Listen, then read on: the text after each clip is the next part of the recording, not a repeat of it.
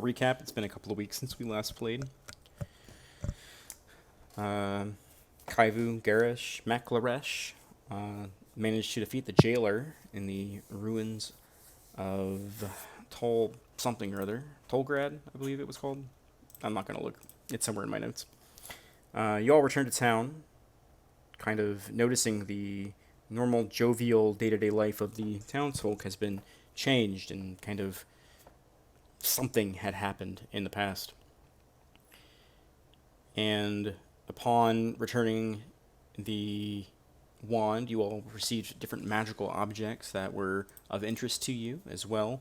You all overheard an argument between some people while you were at Lord Silverrose's estate. Lord Silverdick, as he is lovingly referred to by some of his townspeople. You all returned to the tavern and found out that the local mines had been overrun with some sort of giant floating eye creatures with several stalks that are protruding from them. Townspeople, terrified, blew the mine shaft, and the mines were ordered to be closed. You all decided this was definitely a job for you, so you all went back to the Silver Rose estate and took the job, so to speak. Were promised a decent sum of money for the clearing out of whatever these creatures that lie within the mines are. And I believe last we left off, you all were headed to the mines themselves.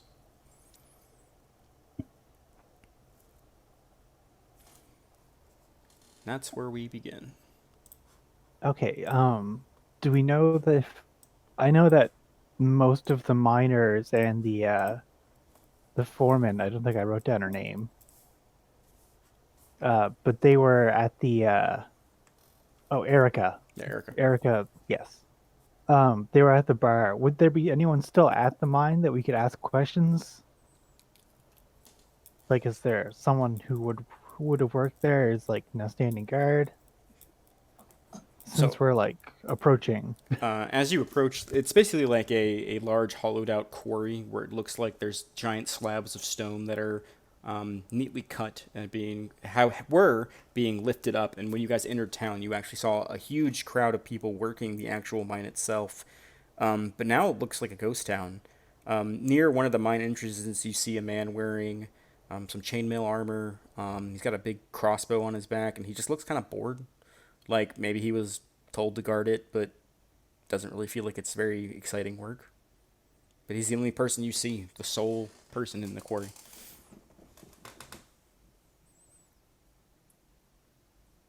So there's not like a I guess like a manager's office or like a foreman's sort of shed where they would keep like a map or anything.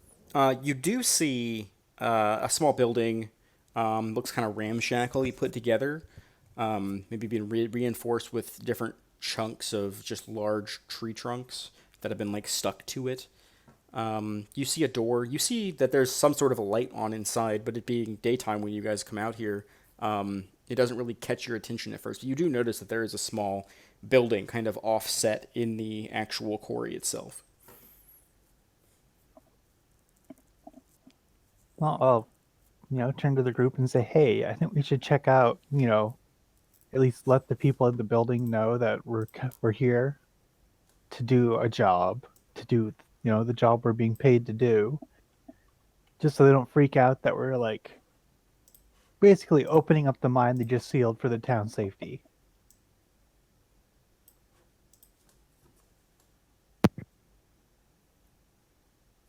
Or we could just do it. I mean, that does sound fun, Well, I mean, but it's easier to get forgiveness than permission, right? like we already have permission. This is more Exactly. about not having to deal with an angry person. Well, I mean, what with the Dragonborn lady possibly exerting some undue influence over the lord of the area, it's possible that we might also be dealing with some kind of, double cross type situation. Just a thought. Yeah, I hadn't thought of that. Um, so As you you just all are sort of want to as you all are go ahead. talking, A man wearing just very simple garb kind of rushes past you and heads down the slopes toward the man guarding the cavern entrance. Do we want to see what that's about? He seemed I like he have was in my a eyes rush. fixed on him. After a few moments, it seems like the two gentlemen, you guys are pretty far away, maybe like 200, 300 feet away, and then like up above, because you guys haven't descended down the actual like long slope that curves around the side. But you see they exchange like some words, and the man hands something to the guy guarding, and then he kind of like nods, and then starts running back up.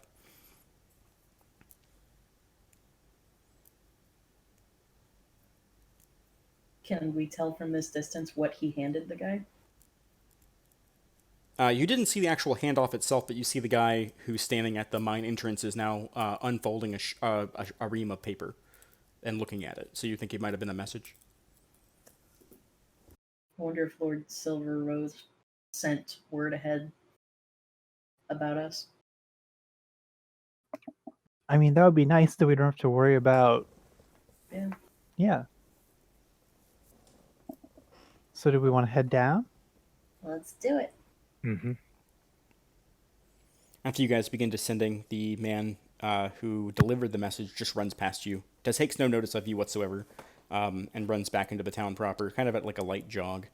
He looks kind of a little tired, like he probably does this a lot. But as you guys descend down, you're now at the mouth of the mine entrance. You can see several large slats of wood that are holding the actual mine together at the start, and then as it goes in, you can see, looking deep into the cavern, you can see more of those like struts that reinforce the stone walls. And then, of course, the individual who's kind of barring your path at the moment.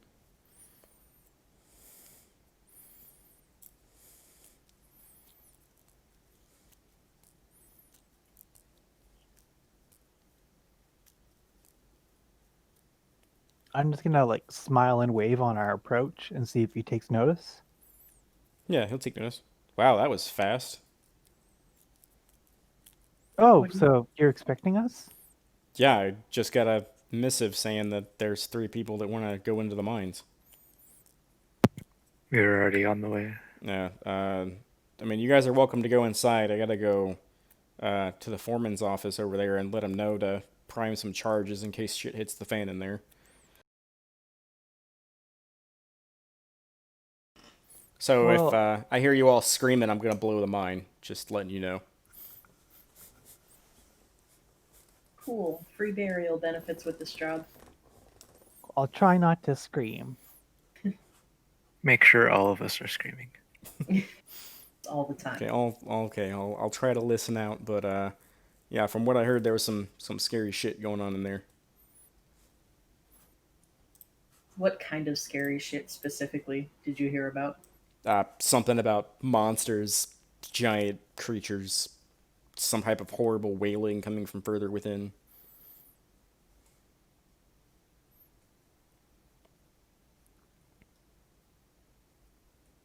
That's about it. Well, all right then. So yeah, go on ahead. I'll just be over there.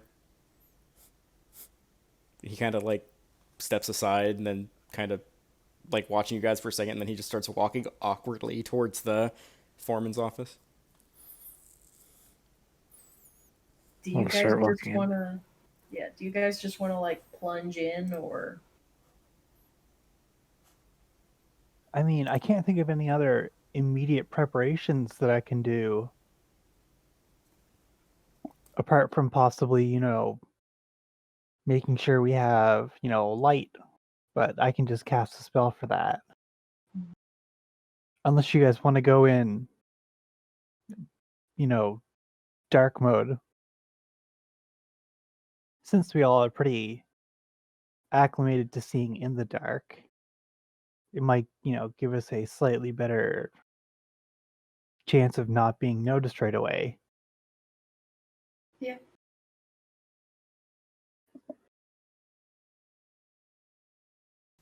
So What what's the say you, plan? Garish? Yep, let's head right in. Oh boy, here we go. You all make your way past the sort of nicely done and formulated pieces of wood that are holding the mine, and then you kind of find yourselves in a more rough section as it kind of pushes forward.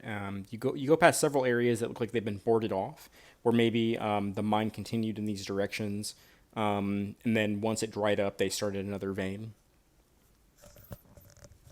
But eventually, you find yourself into an area that looks like it's had recent traffic. You pass several different mine carts that are on tracks, pickaxes that look like they were abandoned in a hurry. But eventually, you do find yourselves in the mine shaft proper.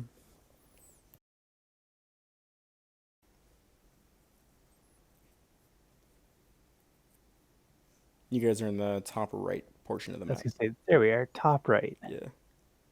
So we don't see the blockage yet. No, no. This is just kind of you can see the path is very rough, and there's sections of it where it looks like it's been more expertly hewn. But it also looks like some of this seems to be natural cave formations, like they broke into different segments.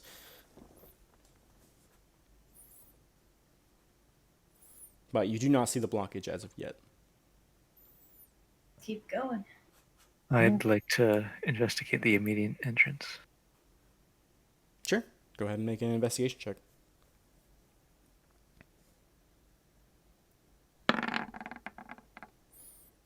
Yeah, looking around, you see discarded tools.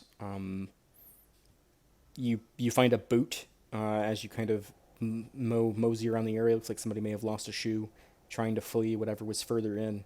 Looking at the patterns in the dirt on the floor, you see, myriads of footsteps. Looks like there maybe was a panic here, with whatever was further within. But I would say with your 15, you do notice that this section doesn't look like it was recently done.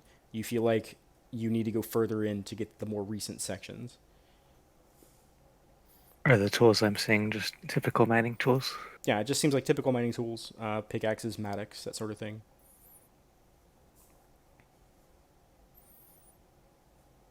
Don't steal their tools, Garish. They're gonna need Is it those when we save stealing the if mine. they abandon them? What if we need to go mining?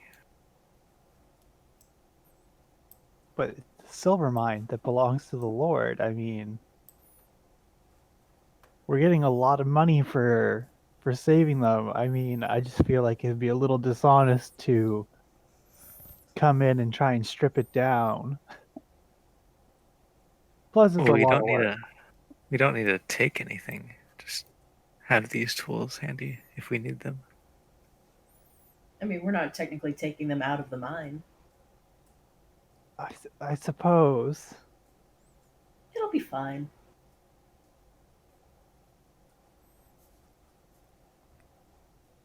No, if you want to grab some pickaxes, I mean, by all means. I'll grab one. Yeah. I will reluctantly grab a pickaxe. It's very heavy. Yes, I can. I can probably tell. It's one of those I'm a things like soft you don't noodle. expect it to be as heavy as it is, and you pick it up and you're like, oh god. Yeah, I'm actually gonna put it back down. I'm not even gonna try. I have the mold earth cantrip and I'm tiny. Yeah. Ah, that's right. Okay. All right, so I guess what we're gonna keep moving on in. It definitely becomes increasingly more and more obvious that you are pretty far beneath the earth. It is deathly quiet. The only things that you can hear are kind of the stones clattering as you kind of kick some up on accident as you move slowly through the cave. Oop, that's not reveal, that's a hide area. We've approached the wall of darkness.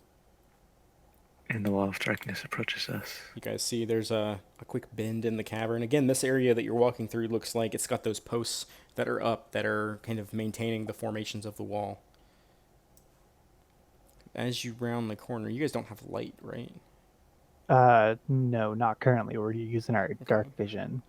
Yeah, as you kind of move forward through the section, you see a clattering of bones along the floor, as well as a huge portion where it just looks like there's been a rock slide. Awesome. There's a Uh, almost the kind of unpleasant smell of like sulfur and black powder in the air when you get closer to the section. I Can know I we're tell? in dark vision right now. Could I tell how old these bones are? From where you're at, you can give me a perception check with disadvantage. What if I move closer? Like I want to sort of stand next to them. Yeah, I mean you can do in investigation or nature, I guess, if you're trying to determine how old they are. Okay. Yeah, I mean with a 24, like pretty fucking old. Like they Okay. So it was probably one of those things where like when they you think, judging from the position of it, you kind of think when they blew the mine shaft, it might have unlodged these from the roof of the cavern, and they might have just been digging around them.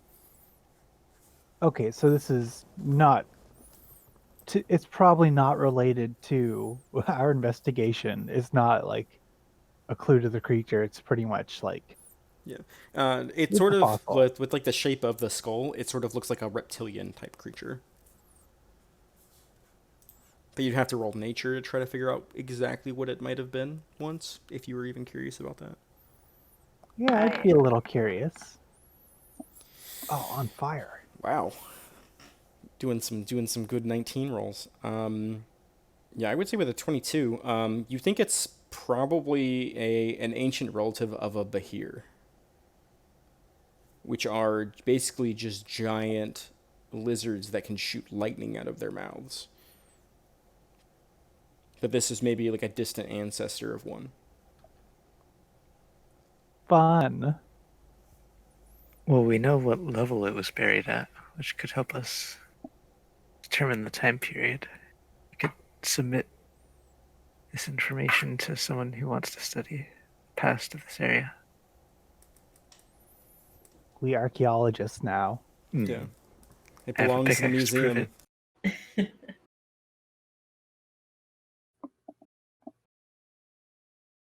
Well, I guess we need to start trying to clear away this rubble. At least a path big enough for us to squeeze through. I know Garish is going to have a harder time with that.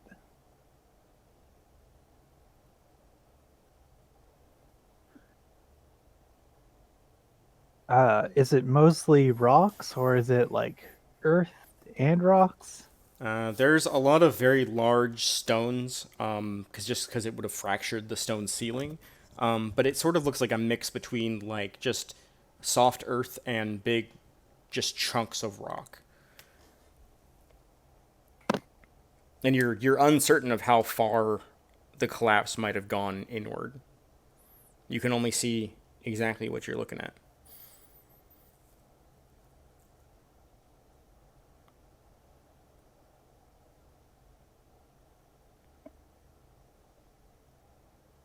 If you cast your earth spell while I swing my pickaxe, it'll look cool.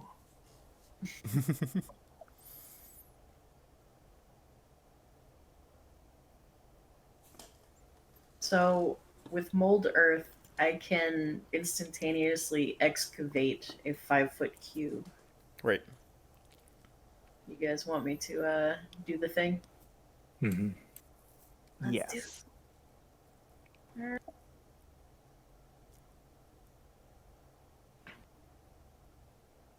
So Kaivu steps up to the rough center of it and raises her quarterstaff with the mistletoe growing out of the end.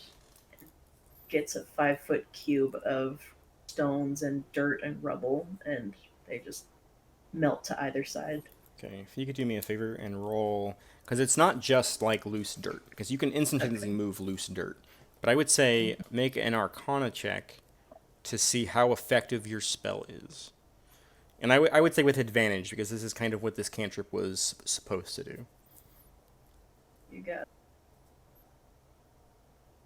Okay, that's pretty good.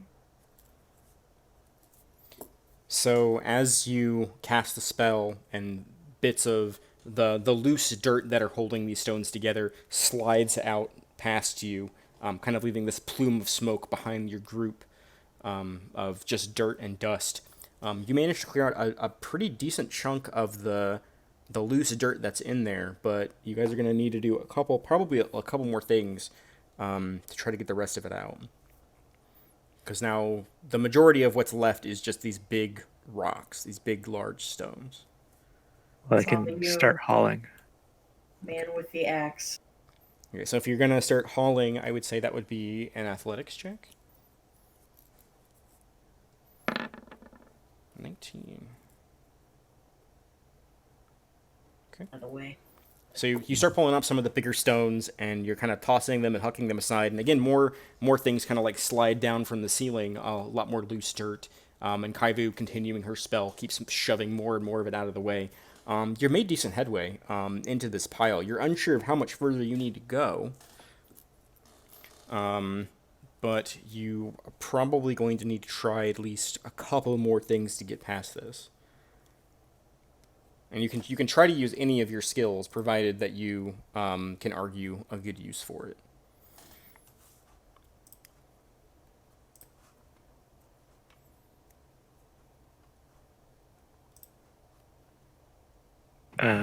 I'm gonna poke my 10-foot pole, see if it can get through the loose dirt. Okay, let me see. So you're trying to gauge like how much further you guys need to go. Mm-hmm. So let's do. How about we do like a survival check to see if you can find the correct place to try to place that and kind of wedge it so you can try to push through. So I think we'll do survival. Natural 20. So that'll count as 2 successes. All right, that's enough. So that was a skill challenge, by the way, which is essentially you guys get to try to use your skills in order to overcome something. Which you guys pass with flying colors. As you kind of jab your pole through the 10-foot pole, and you, using the palm of your hand, kind of shove it, you actually loose a large boulder that was blocking the main section of the path. And using some leverage from your fellow allies, you guys manage to pry it off. And as you do, the stones kind of clatter away, leaving about maybe 3 or 4 feet of headspace at the top, where you can kind of peer into the continuation of the tunnel. So it kind of looks like this.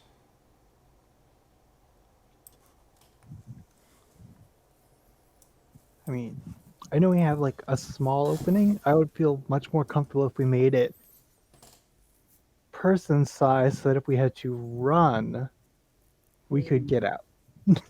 That's a very good point. I would say if you guys want to spend like 10 more minutes using Garish moving stones away and Kaivu using her cantrip, you guys can probably make a space large enough for you guys to walk through comfortably. It'd still be a little awkward because of all the stones that are too big to lift or underneath other stones, but you can make a pretty safe path that you think you could be able to run. Let's do that. Mm-hmm. Good.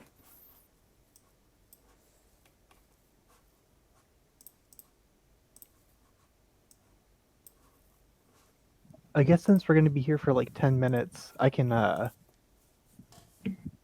if there's like a single large rock that's in the way, something that's like less than a cubic foot, I will try and turn it into wood for a while. Yeah, you can definitely do that. Like a large so that stone. so that it's much lighter and easier to move, so we can get it out of the way. Yeah, like one troublesome stone in the pile. Yeah, that would definitely help out. Yeah, you spending that 10 minutes and you guys kind of working in tandem managed to move enough out where you feel like you have a pretty solid path through. Okay, good. You feel pretty comfortable with the work you guys have done. Yay. I guess we gotta go in now. Now the easy part is over. I'm gonna take one peek around the corner before we head forward. It doesn't look like there's anybody following you. Again, the paths are kind of winding, so you can't see all the way out of the dungeon proper from here, but yeah, looks to be clear.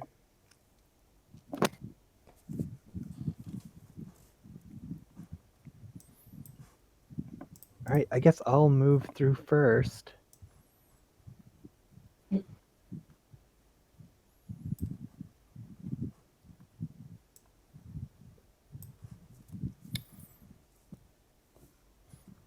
We'll just keep inching along. Yeah, so ahead of you, you see there's a small little table. Looks like it's made out of just stones that were kind of in the area that were roughly table shaped. You see several tools laying on them. What kind of tools? Just more random mining things, some brushes, um, pickaxes, that sort of thing. Are there any chisels? Yeah, you see a chisel. All right, as you round the corner there, Mech, you see in the Oh. shadows ahead of you a large floating creature that is spherical in shape. You can see several tendrils that are slowly like peeking off of the top of it, and it's just kind of floating there, just silently, and kind of slowly spinning as if it's looking around. If you could see my face right now, I want to make a. Oh, jeez. How clearly can I see this thing? It's just at the cusp of your vision, so you just barely see this kind of floating orb. All right, I'm gonna hold up a hand backwards to the group to be like, "Shh, guys, let's not make any noise or anything. Like, let's be very quiet." Uh, But it definitely does not seem like it's taken any notice of you as of yet. I want to try and sneak Hmm. up Okay. the space. Okay, you Oh no. give me 1 second. So as soon as you take a step forward, you don't make any sound, right? Because I wouldn't even have made you roll a stealth check, because it's very quiet in here. You're very hyper aware of any noise you make. As soon as you take one step forward, the whole thing like turns, and you see one massive eye looking directly at you, as if it has immediately taken notice of you. And that would be a So, great time for initiative because it has noticed you. We roll with advantage because I have that dagger. You roll with advantage because of the dagger. It says. Ah, I see. So Mech has a 12.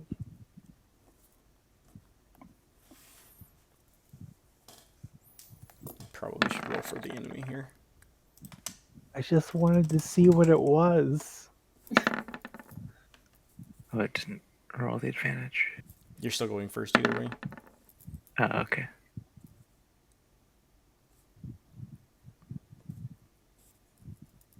And Kaivu.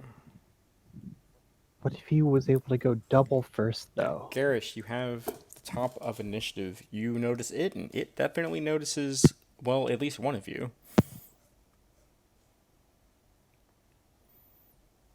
It's not making any noise. It's just kind of floating there menacingly, and it has slowly started to come towards you after it has noticed Mech. Well, I'm going to.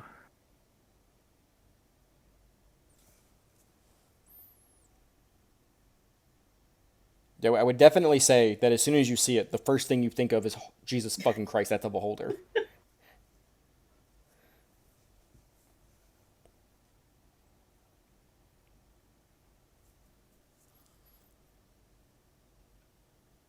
I'm going to grab a brush and chisel Okay. and then move right here. I'll say you can grab it with your bonus action. You can grab some things off the table. And I will prepare to deflect whatever may come at me. Okay. So you're gonna take the dodge action then. Okay. Okay, great. Mech, it's your action. Okay. I don't like this. I don't like this at all.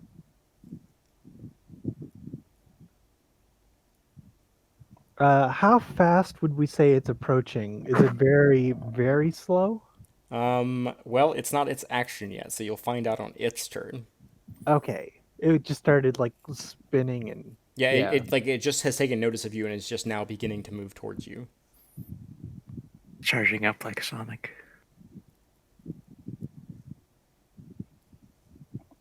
I guess I will just pick up a stone off the floor and cast light on it so we're not fighting in the dark. Okay, it's a pretty good choice. I'll give you a little bit more view down the hallway. Oh, that's not reveal. Give you some more view down the hallway with your light. Not that that's revealing a ton, but yeah. It definitely would I know how it sensed me? Because it obviously didn't hear me. Make a nature check.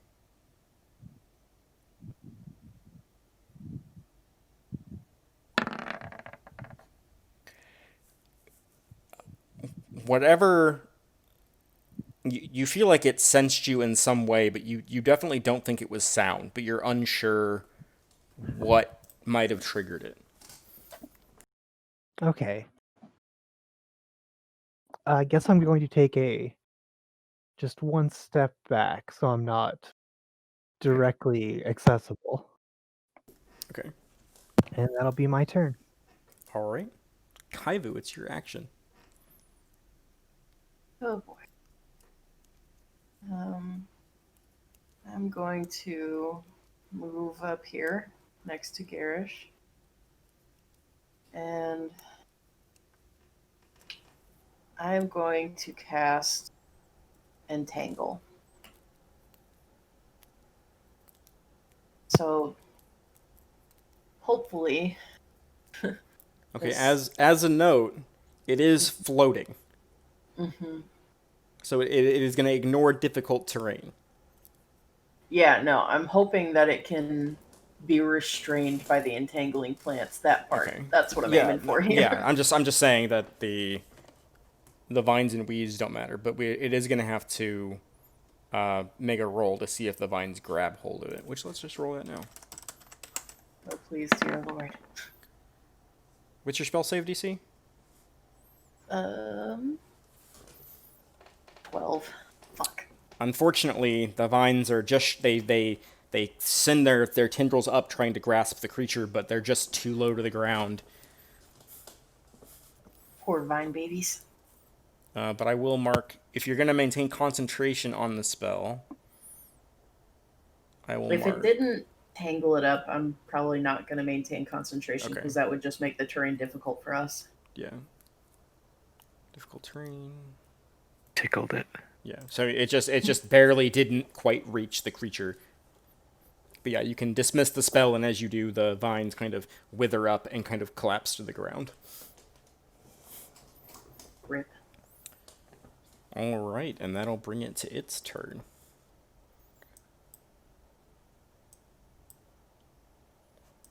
And it slowly moves towards you as it just kind of floats towards you with purpose.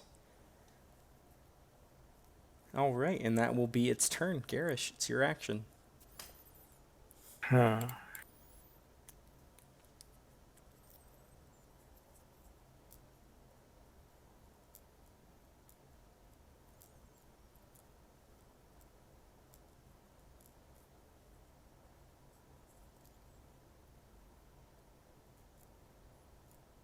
I'm going to back up, grab something from the table, and throw something at it. Okay, I assume you're just gonna grab like just whatever's on the table. Mm-hmm. Okay, I'll say you managed to grab a small knife on the table, like a chisel or something. Yeah, go ahead and make a ranged attack. What would I roll for that? I think you have a crossbow. You can just click your crossbow button. We'll take that for the shot without consuming ammo. All right.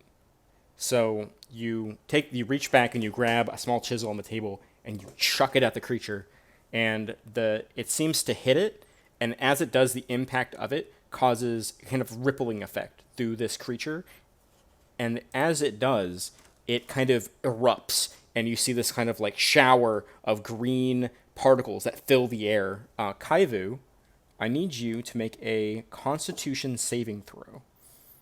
Ah, shit. Okay. I guess backing up was actually a good idea. Okay. You manage to cover your mouth and kind of back up from the burst, and whatever was there that tried to interrupt your system, you feel like you've managed to avoid it. But you see the dust from it kind of settles onto the ground, and the entire form of this kind of bulbous floating creature just kind of sinks to the ground and just like lays there.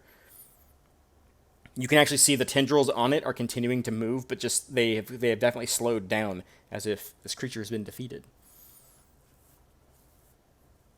It's a COVID monster. Someone you casted enlarge on it too many times. I wanted to like know what that was before I walk over its sort of debris field. Okay, now that you are not in a very like kind of oh god there it is situation, I mean you can make another nature check to try to determine what the fuck that was. Yeah, because I didn't really get to make a good one before. So I mean you realize it's not a beholder, but it does have a almost uncanny resemblance to one. But you feel like whatever that thing was trying to infect you with those spores that it shot out. But you feel like after the initial burst, it's safe to walk over it after it's been defeated. Okay, so it's not. I feel like it's not continuously infectious. No, just that initial like explosion of spores. Because they settle to the ground pretty fast after its burst. As long as you don't Right. lick the ground, you feel like you'll be okay. I Right. rolled to lick the ground. I'm just kidding. Knowing that it's trying to like infect us through that, I kind of want to try and fashion a mask of some sort. You do feel like any kind of like any measures like that wouldn't be effective towards this, just because the force Okay. of it popping was what kind of sent them into the air. You feel like the best defense against this is to stay far away from them. Okay, I'm gonna grab a handful of just like small palm-sized rocks from around the area and put them in my pouch. Sure, no problem. You can mark down like 7 rocks. Perfect.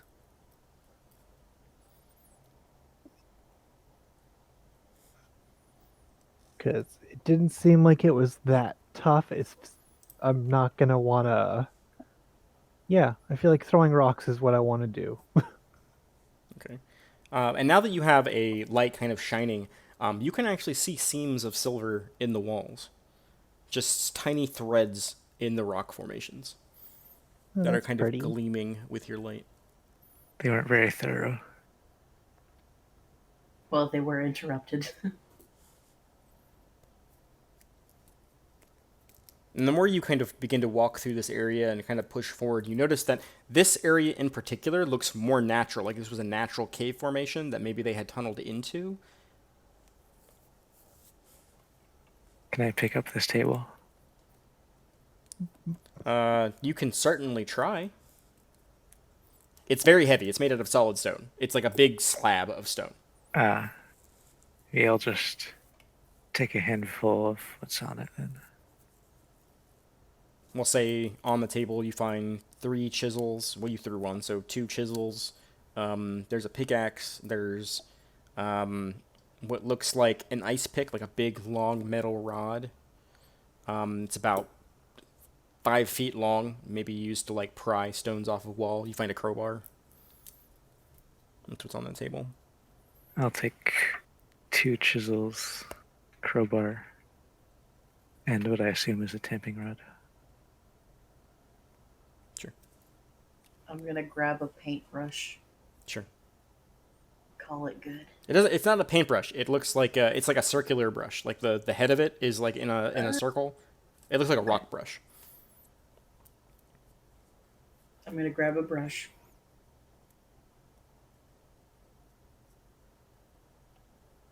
But as I would say, let me draw on the map a little bit.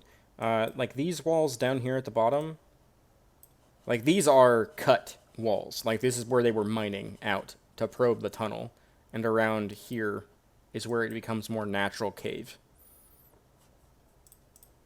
Okay, so we're sort of in like the monster's den, and I assume we were continuing downward the whole time. So if we loop back around, we won't end up Yeah. like sort of crossing over here. Yeah. Yeah. Okay. I guess we'll just keep inching forward. Like We have our where lights you're at now is going kind of off. like a slight downward slope. Yeah, you do have the light out, so let me just.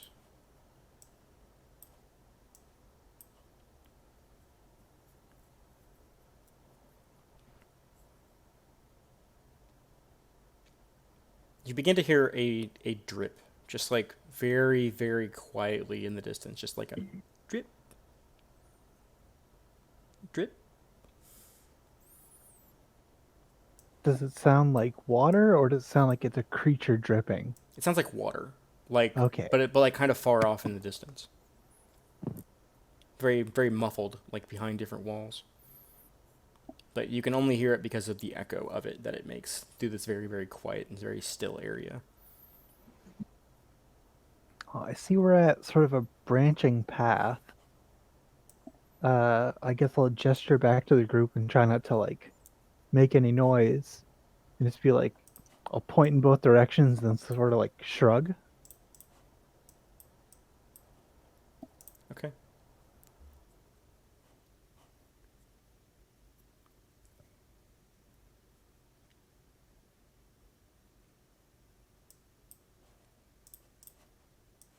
Any input? Um, Oh, well, there's the thing. can I have some input? It was moving towards you. I'll maintain initiative from last time, so we'll say, Garrus, you have the initiative on this. Alright, I cast chisel. Okay, go ahead and cast chisel. We are definitely in range. All right, so that's gonna hit, and again you manage to pop this creature as well. Meklaresh and Garish need to give me Constitution saving throws. Would she be behind something? Let's see, it was here. Yeah, I would say you would have cover from that, but you do not. So you need to give me a Constitution save. Yeah, again, you kind of just back up out of the way immediately, being ready for this kind of pop to happen, and it doesn't seem to affect you. Whatever it was.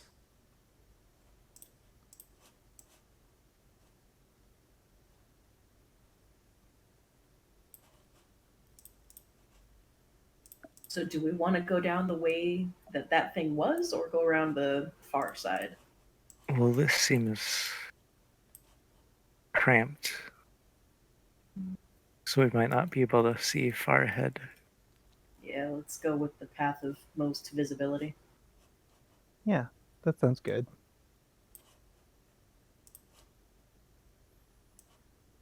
Say, you stepping up to there, holding the coin, would reveal this. However, It's a rock this time, actually. the rock of light, it doesn't seem to take notice of you, even standing there holding light. It's just sort of floating in the air, just above the ground, as it slowly is turning in place. But even though So- the eye-like structure on the front of it is facing directly toward you, it takes no notice of you whatsoever. So we're assuming it's blind. I guess I want to try and like figure out if it can hear us. I'm just gonna like make a loud clap. Doesn't seem to respond to your clap. It's just sort of floating there.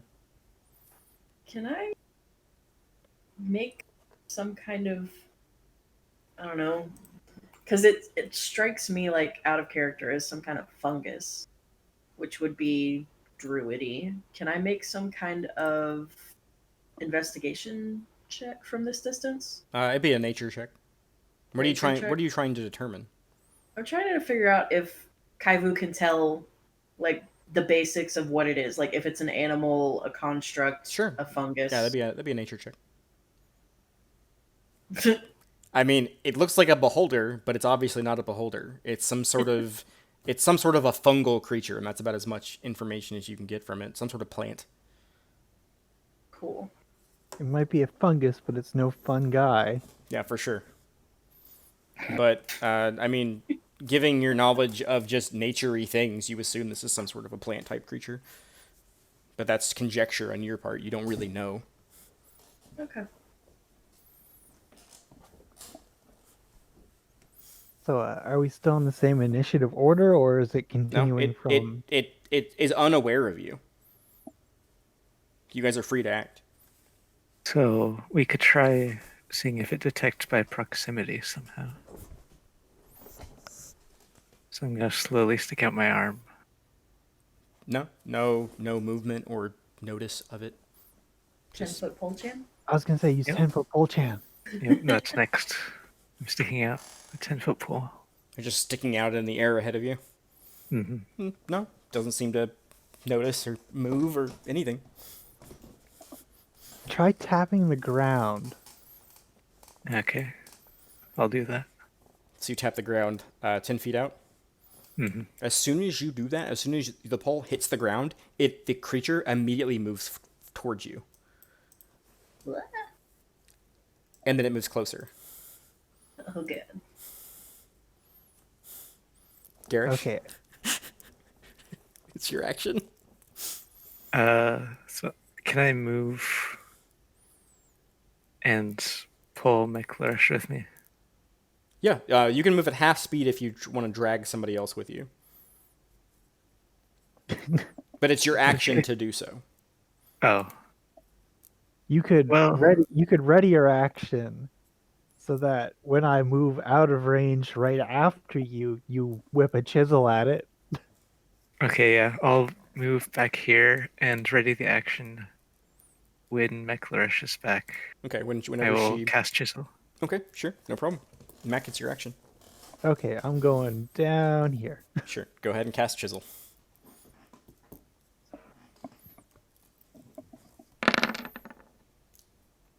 Wow. You throw the chisel, and it just sails past it. Your aim was just a little off. It didn't make any attempt to move out of the way.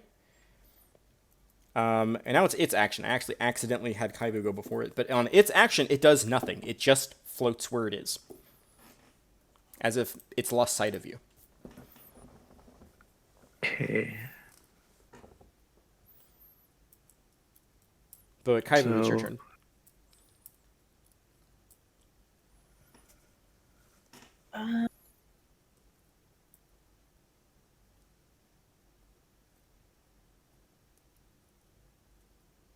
Going. As a note, I should have been making you make those range attacks with disadvantage because it's definitely hard to throw a chisel that far. But it's fine. We'll just keep moving forward.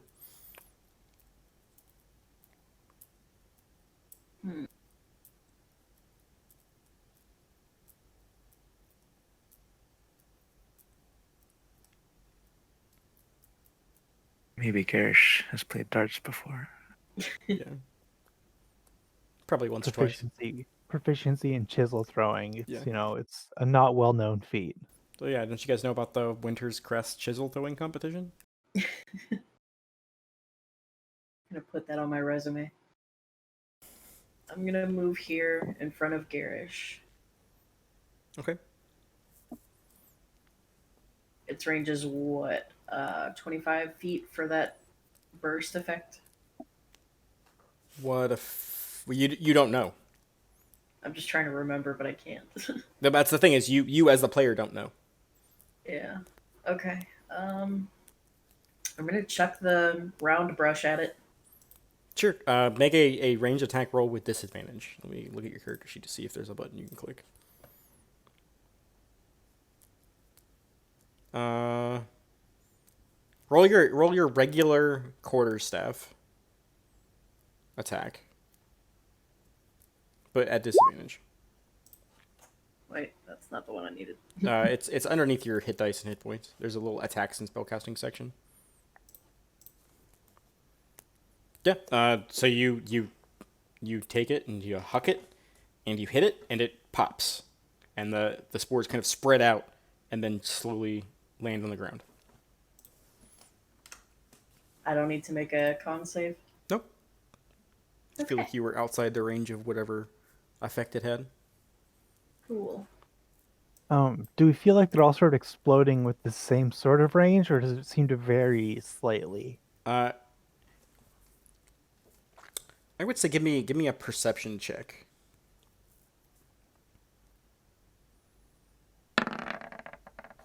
Yeah, it's based on like the angles that you've been in as you've seen these things explode.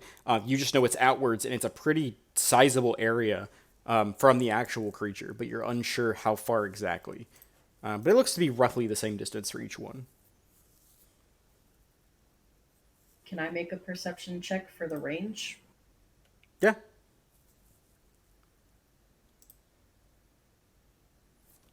You feel like it's about 20 feet ish from the creature. Maybe give or take a few feet. Okay, cool.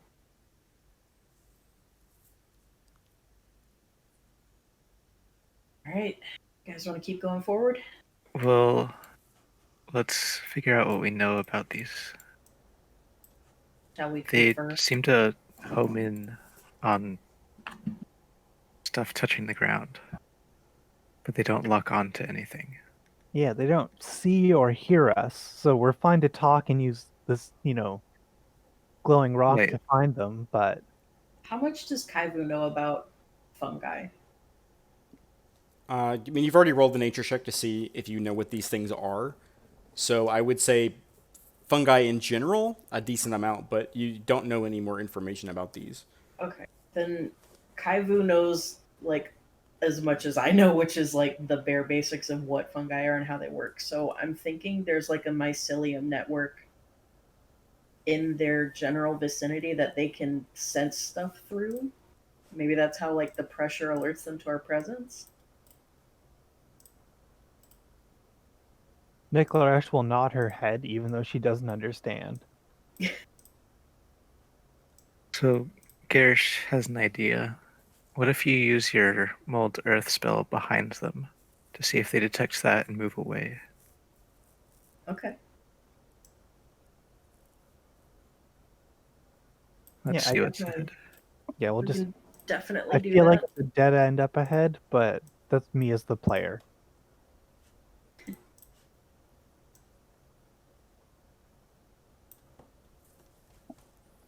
Just looks like it ends at the a very rough rock slide that maybe goes further down, but it doesn't look like it was caused by any sort of explosion. It just looks like a natural like collapse in the cave network. So we are lower than Yes. when we started. Yes. Yeah, we wouldn't break through. All right. Yeah, that's what I was getting at earlier. 3D I guess we'll go. 3D maps yeah, are hard. You're doing great. I guess we'll look down this way. I'm gonna have one of those rocks I picked up in my hand, just sort of. Sure. Still have the light out? Yes, I do. Great. Holding that in the other hand. I've got a glowing rock and a regular rock, and I'm trying to keep them straight in my Oh. head. You do notice there's another creature down the path to the south. Just sort of floating, not taking any kind of notice of you. Okay. How The far? range. Knowing yet, based on like how much I know about my own arm strength, how confident am I that I could hit it from here, or would I want to move forward a little bit? Well, what you're going to end up doing is you're going to end up rolling an attack at disadvantage, but you feel like you can't throw the rock that far. Yeah. Your rock has a maximum range of about 30 feet. Plus, there's that curve. After it's essentially a like 10-30 weapon. Yeah. I'm gonna move forward just right here and then try and throw the rock. Yeah, go for it. And I don't have any attacks to do that with, so. Make a. Hold on, 1 second. There's probably a button I can have you push that would be easier. Just make a dexterity saving throw. It's the same roll. Sorry. Oh, with disadvantage. Yeah, with sorry. disadvantage. Don't matter. Yeah, you just like huck the rock and you just like smack off of the wall next to it. And does it take notice of the wall being hit with the rock? When you move to where you are, it's taking notice of you. Oh, fun.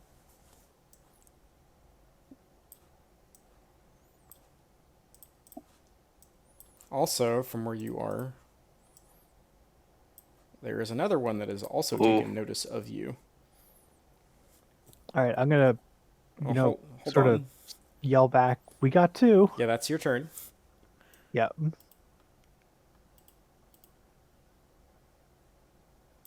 Move here. This one will move here. All right, we have Kaivu on initiative next. Okay. So I'm going to move right here in front of Mech, should be just about my range. And we're gonna give the old earth thing a try. Let me look what the range is on that. Range for that is 30 feet. So I'm gonna cast Mold Earth behind this guy over here, the one to the left, the initial. When you've got the pointer on the top left, and so yeah, thank you. You just pig. So over here. Uh-huh. You can just point at the map and hold down click, and it'll ping the map. Okay, yeah, Yep. this dude. Okay, so you're gonna do it like behind him, like back over here. Uh-huh. Okay, great. All right, so you cast a spell, and there's a kind of shift in the ground behind him. And we'll see if that has any effect on its next turn. Garish, it's your action.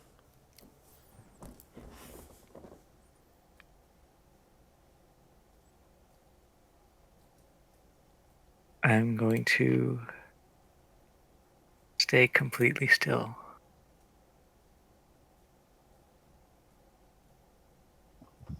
Coward.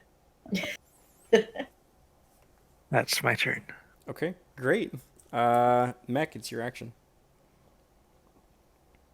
Okay, seeing as how they're moving pretty slowly, I'm gonna, just sort of mention to Kavi, we should back up. And I'm gonna go and squeeze past Garish here. And just ready as, actually I'll stand here. I'm gonna ready a stone and just try and have it ready to throw if they get within 30 feet of me. 1 second, figure out what that is. Okay, so if any of them get next to Kaivu. Yes. Okay. But I assume Kaivu will... Well, you can. You only have line of sight to just below her. Yep. Okay. Great. All right. So we're gonna go ahead and go over to their turn. The one that used Mold Earth. Let's see. We'll flip a coin. And it moves back towards the disturbance of Earth. The other one is going to move next to Kaivu. What's your armor class? 14. Let me double check that.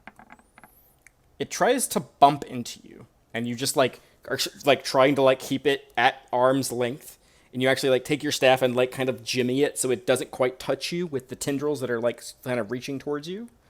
But it does manage to miss. All right, and that'll bring us to your turn, Kaido. I'm gonna back the fuck up. All right. About 10 feet and repeat the Mold Earth thing over here. Stand by. If you're gonna cast Mold Earth, then it's gonna take an opportunity attack as you leave its range. Shit. However, you can disengage which is your action, and you don't provoke opportunity attacks. No, we're gonna try it. Right? Again, it tries to bump into you, and you just kind Oh, of thank like Christ. just keep it at bay barely, and you cast Mold Earth, and you shift the earth behind it. Garish, it's your turn.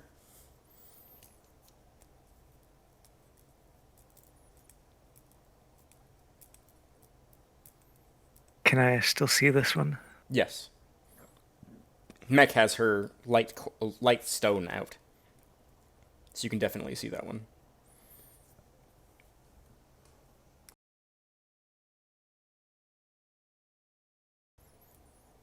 Well, I think that's in range of my crossbow, so I'm going to take a shot at it. Yeah, go for it. Straight roll. Yeah, you nail it. It pops right away. Again, that same kind of spore burst that pops out and settles down to the ground, but no one's even remotely close to it, so no danger from you guys' end. You still have your movement if you'd like to move at all. No, I'm not going to move. Okay. Mechlaresh, it's your turn. I'm hoping Kaivu's tactic paid off, and I feel very comfortable where I'm at. Maybe I'll take one more step back and ready my stone again. Okay. What is your ready to action if something gets within range? If I see it approach, like if it comes within melee range of Kaivu, I'm going to throw the stone at it. Okay. No problem. And that'll bring us back to its turn. Let me flip the coin.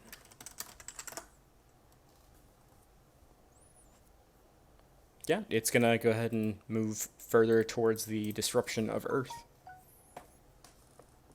Thank God I was not confident in my skill. Kaivu, it is your action. Okay. With Mold Earth, how specific can I be? What do you mean? I'm thinking I could like jab up a stalagmite type formation and pop it from far away. Mold Earth cannot do damage. Okay, cool. So in that case, I'm gonna just scooch around back here and get the fuck out the way. Yeah, the Mold Earth spell does not do enough force to cause damage. Okay, cool. Okay, so you What just... if you used mold earth to cause gravity? That would be different, Of but course. the roof isn't loose dirt, it's stone. Okay. So if you just back up, that'll bring us to Garish's turn. I'm going to move up here and try to fire a bolt while covered by a part of the wall. Sure.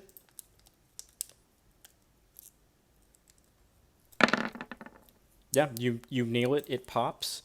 You are in range of the burst, but since you have partial wall cover, I'll say you make a Constitution saving throw with advantage. Yeah, you know, using the wall as cover, you manage to just duck around in time as the kind of rush of air passes you, and you don't feel like you've been infected by whatever this thing is carrying.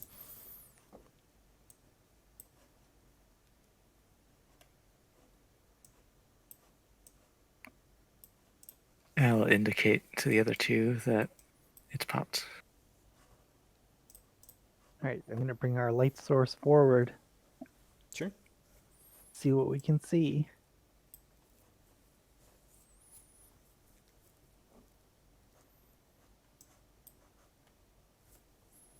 Yeah. Further to the south, it just appears to be another one of those rock slides. So Another dead end, a dead end there. I guess I'm going to inch my way over here then. Come with Mech.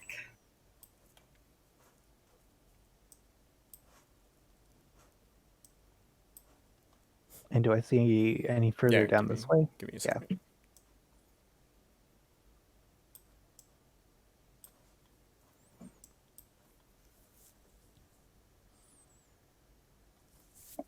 Well, I'll turn to Kaivu. What do you think, left or right? Let's not branch out until Garish gets back from checking to make sure that there's nothing else back there. I don't want to lose him. As a note, here, in this section right here, that I just drew on the map, that particular section looks like there was a wall there at one point and has kind of like has fallen down, and the source of the dripping noise seems to be coming from that direction. As well as there is a rather unpleasant odor. No, I guess not unpleasant. It just smells like kind of wet earth in that direction, or like wet dog. So mushroomy. But it does look like that particular wall was collapsed. I hope that wasn't a wall to keep something in. I mean, if it was, it would explain some things. Yeah. I'm going to poke at this dead end with 10-foot pole. Yeah, you jab at it. It's just more rock wall, essentially. And as you kind of investigate it to make sure it's a dead end, it doesn't appear like there's any kind of hidden alcoves or anything there. The reason it looks different on the map is because I had to create a dead end there.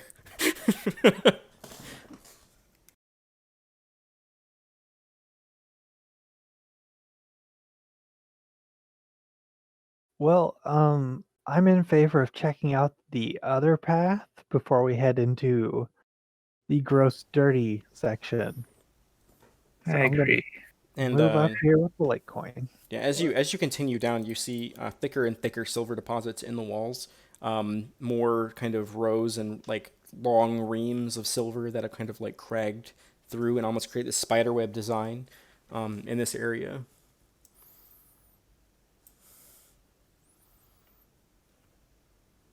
You see what appears to be like a small station. You see several barrels, a couple of chairs, but it looks like maybe this is where like there was a break area for the miners.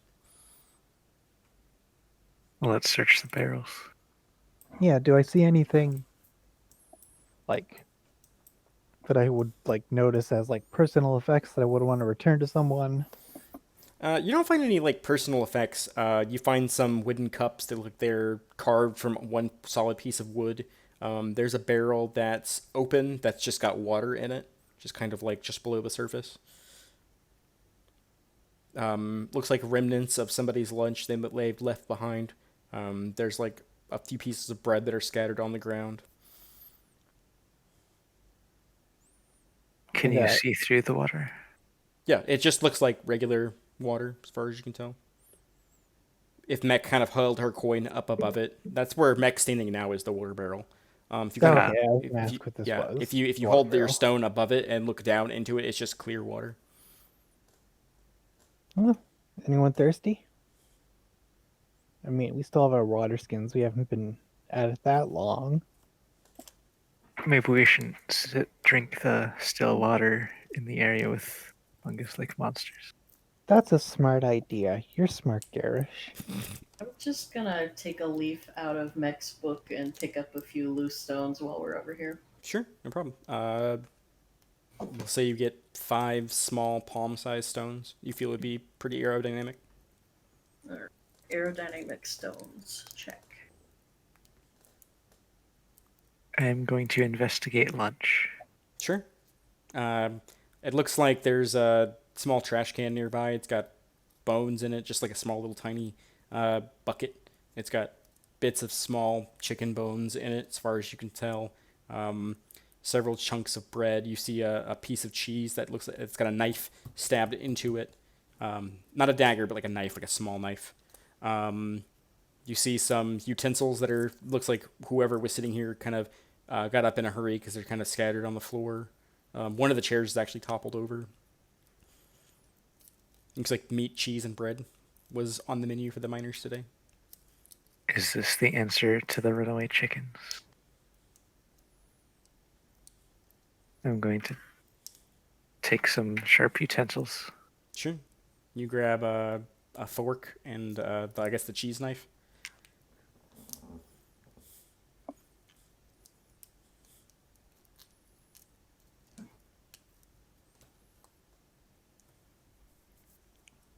Alright, I guess I'm gonna round the corner and go down towards the stinky area. Why does everywhere we go smell bad? It doesn't. It doesn't smell bad. It just has that very strong, like earthy smell. So it As smells the like before, it was like kind of a stale, like dirt smell in the air, like dust, and here it's like damp earth, how it smells right before it rains. I can say it smells like Petra Ichor. Yeah, That's what it's is that the what that's smell called? before rain is. Great. Yeah, Yeah. because it gets in the water here and it tastes awful. Anyway, moving forward. Yeah, you see, so as you enter into this area in particular, you notice that there is a sort of a fungal growth along the floor, kind of like this like soft white patches that have kind of grown over these like old crates that are in the corner. You also see a cart that doesn't look like a mine cart. It looks like a regular like cart you'd see above ground that's used to like transport goods. The back of it is just covered in fungus and mold. One of the wheels has fallen off and is laying on the ground. This is old, like very, very, very, very old. And like even chunks of the wheels have just been completely eaten away by whatever this fungus is down here. Well, this is pleasant. Kinda wish I had some fire. Can we tell if this area has been sealed off since before the current mine operation? I would say make an investigation check as you kind of glance through the different objects that are in the area. Yeah. Well, I mean, with a 19, it doesn't match up. Like, the items that you passed in your path that were used to move stone and silver out of the mine were, sophisticated mine carts on tracks, large barrels, but not like crates. You never saw any crates. And these appear to be like crates. Like it looks like somebody was crating up things here. And then the cart itself doesn't match up with any of the decor you've seen in the actual mine proper. You feel like this is probably very, very old and probably from maybe a previous operation, tens if not hundreds of years ago.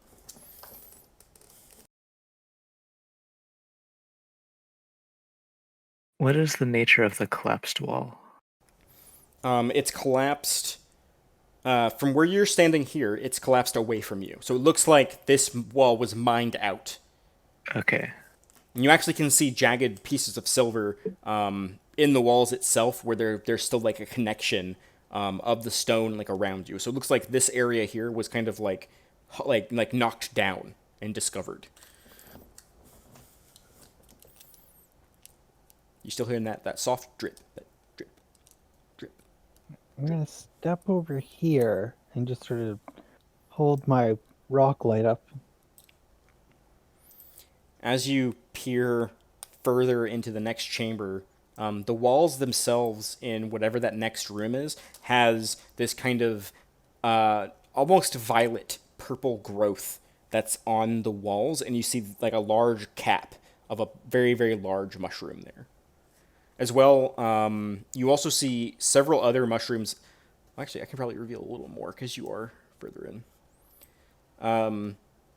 You see several large mushrooms toward the center of the room that have almost like holes in the top of the caps.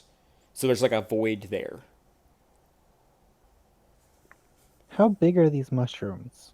They range in varying sizes from like what you would see a regular mushroom to like you size. Like you see a couple of like 5 foot tall just stalks that are coming out of the walls.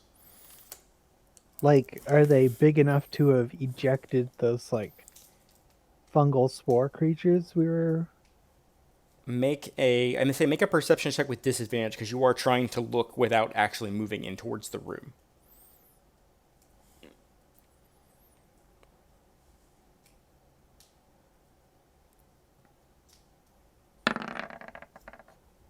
With a 12, I would say you can just barely make it out on the cusp of your vision, but you can see on the very far wall large segments of the stone that look like there's been like something that's been pulled out of them.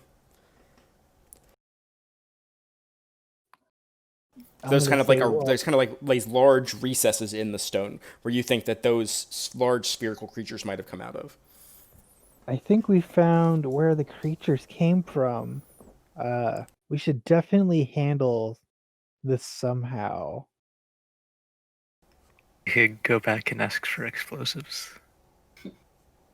I don't know if I feel like would Mekhlaresh know that explosives wouldn't do anything to the fungus except maybe scatter it, I mean, that's a or that'd pretty be safe something assumption. Kaivu knows. Yeah. So we would want to. Well, I doubt we have access to fungicides, so I feel like fire. I have create or destroy water. We could like wash it. We could try drying it out too. Oh yeah. Destroy all the water in the atmosphere in the room. Yeah, that sounds like a good plan. Let me see what the range on this thing is.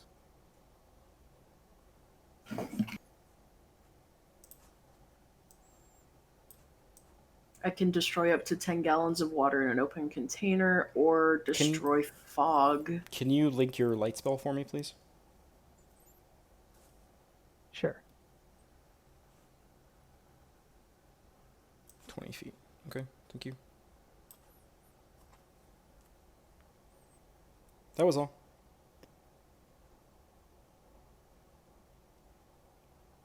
I don't know if I can use destroy water to like act as a dehumidifier here. Link the spell?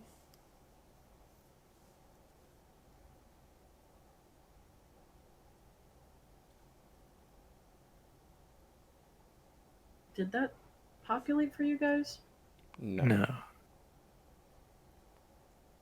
You just click it as if you were casting it. You might have to click on the main window and click cast at level. Oh yeah. Here There we go.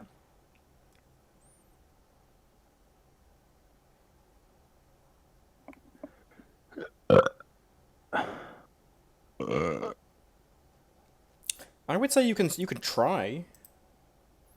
You feel like it's not a bad idea, but I would say with your just general knowledge of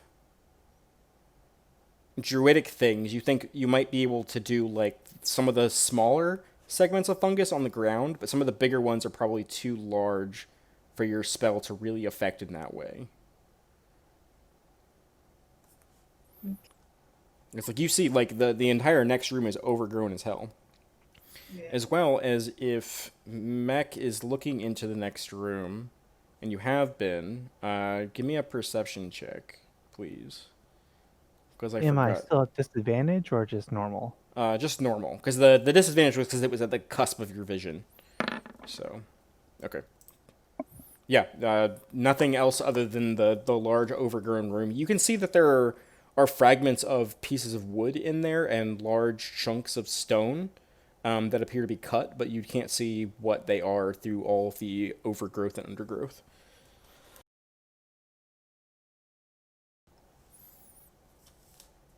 I'm gonna scooch by you real quick, Mech, and come over here to this corner so I can see in here a little bit better. I'm trying to decide if As you step into the tile you're in, Oh god. the large mushroom in the center Oh of the god. area seems to like suck in air, and then it begins to let out this horrifying scream that just echoes through the chamber and doesn't stop. It's just this long drawn out high pitched screaming noise. Well, Awesome. they might blow the entrance now. Actually, Just leave us behind. that's a good point. damn it, Garish. Okay. Yeah, but there's a high, loud pitched scream that is echoing through the chamber and continues to echo. What do you do?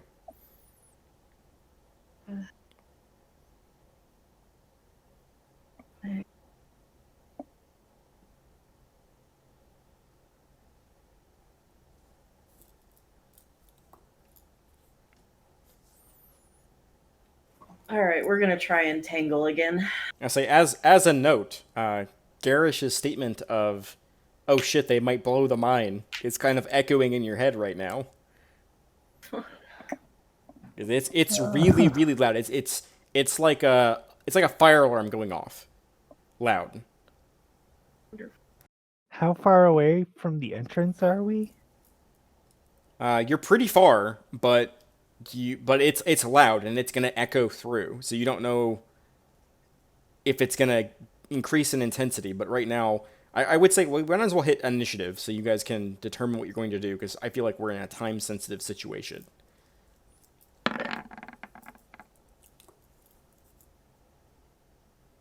Kaivu 18 mech 5. So if Garish could roll initiative for me, that'd be great.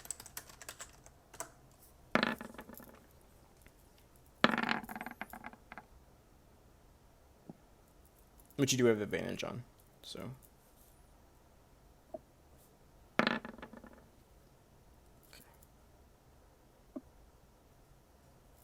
So as this horrifying screaming starts up, Kaivu, you have the first action here. I'm gonna cast Entangle on it and see if we can't get some vines to choke this bad boy out. Okay. What's your spell save DC? Let's see. C is 12. Motherfuck. Give me a second. I have to look up its stat block.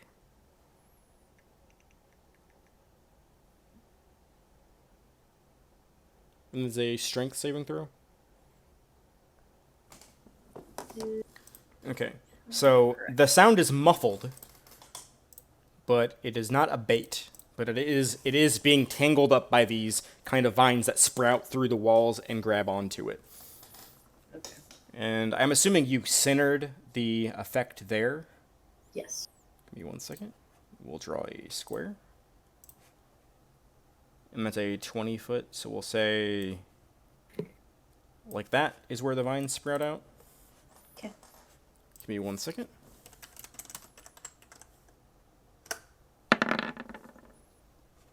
Okay, so it's fail, fail, and fail. So you see that these vines are kind of wrapping around all of the different funguses in the area, but you're not sure what is hostile towards you and what is just vines being thrown out. But this particular creature is no longer screaming at you with ear-piercing volume. It's muffled, but it's still making a lot of noise. Okay. You still have your movement if you'd like to do your movement or your bonus action. Going to just stay here because I'm just kind of in shock at this point because a fucking mushroom screamed at me. Okay. Garish, it's your action.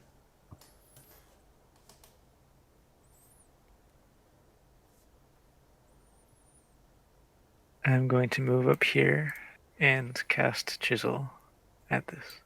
Sure. Go ahead and throw your chisel. Yeah, you chuck the chisel and it hits it and you knock off like a decent chunk off of its head, but it continues to make that kind of muffled screeching noise. You heard it, but you did not stop whatever it's trying to do.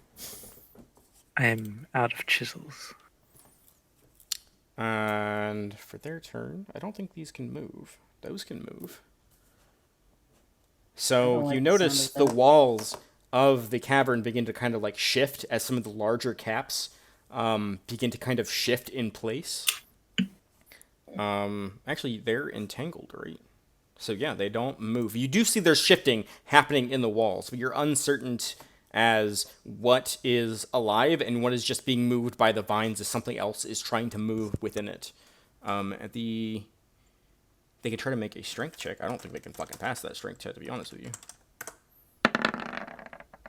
What's your spell save DC? 12. Okay. Alright. Noted. Meclaresh, it is your action. It's pretty tight up there. I'm assuming this square right here, there's not really enough room to stand. You can stand in the square. Okay, yeah, I'm gonna move up here, and I still have. Do I have line of sight on the? Of the one that you have Up? designated as an individual, yes, you can. You have line of Yeah. sight of that. Okay, we're gonna go ahead and magic missile.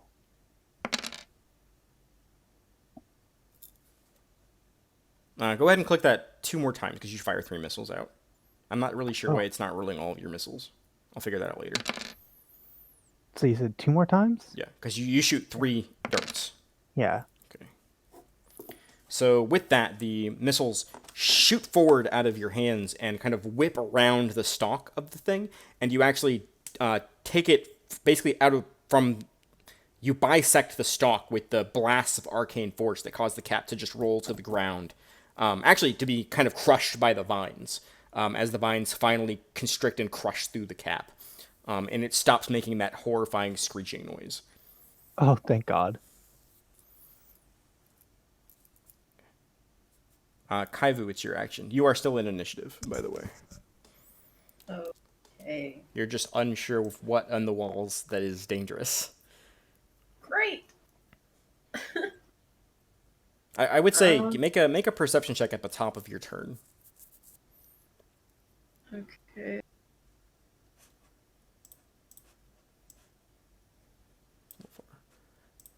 With an 11, you do notice there's another one of those large mushroom stalks with the holes in it on the far side of the room, but it has not gone off, so to speak.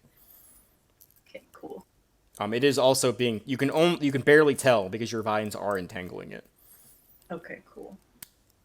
I am going to hand my 5 rocks to Garish if he'll have them, since he's out of chisels.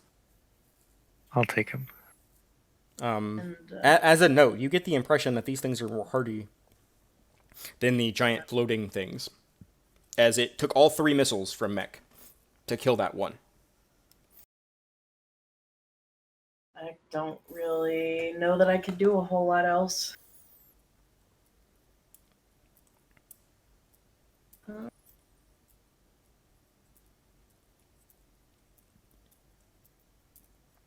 It's probably been like a minute since I cast Entangle, hasn't it? No, it's only been 6 seconds. Holy shit, okay. A lifetime of screaming, it's an instant.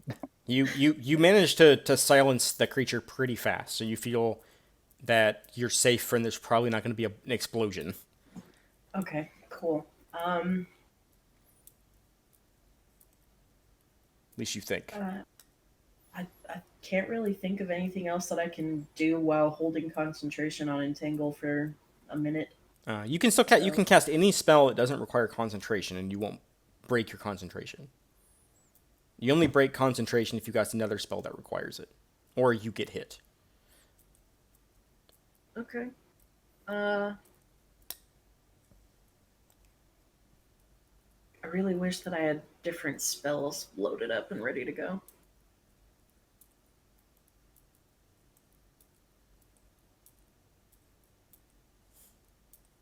I'm just gonna leave it at that. Okay, so you'll just maintain your composure and maintain the grip with your vines. Yes. Garish, it's your action.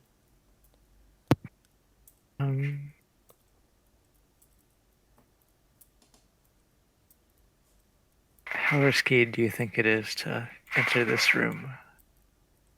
Other players.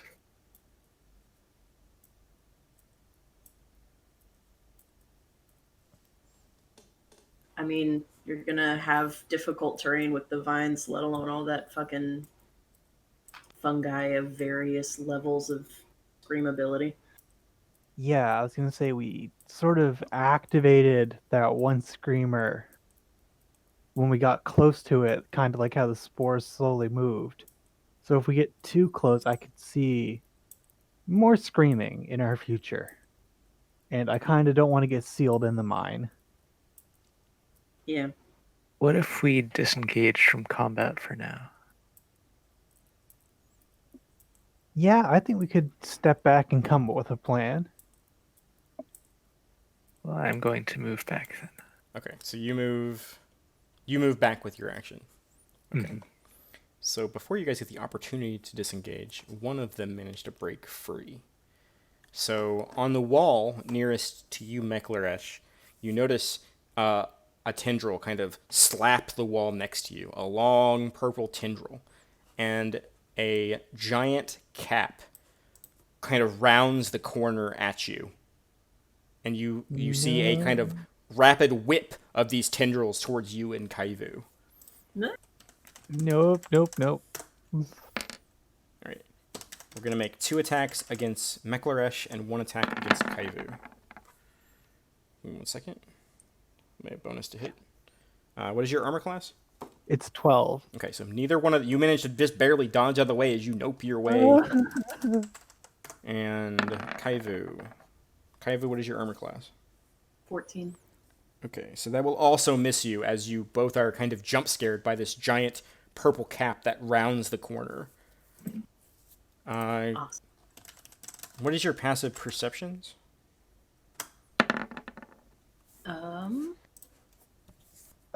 Passive perception is 11. Okay. Where do I find that? It'll be at the top left-hand corner of your character sheet. I think. No, sorry. It's right underneath your skills. Yours is 14. Okay. Yeah. If you look above where your proficiencies are, Mhm. it's right above that. You see it? Okay. Yeah. It says passive wisdom and then perception and passive bracket. wisdom. Yeah. Okay. Sorry, I have a kind of a weird setup going on. I So- still haven't got my desk set up. With your passive perception, you notice there is another one of those large purple caps that's moving in the vines, yeah. and it has to use its entire turn to move. So, and it is shooting these tendrils out, trying to reach you, but you're just barely outside of its range as it's kind of flailing these tentacles towards you to try to reach you. Mekleresh, it's your turn.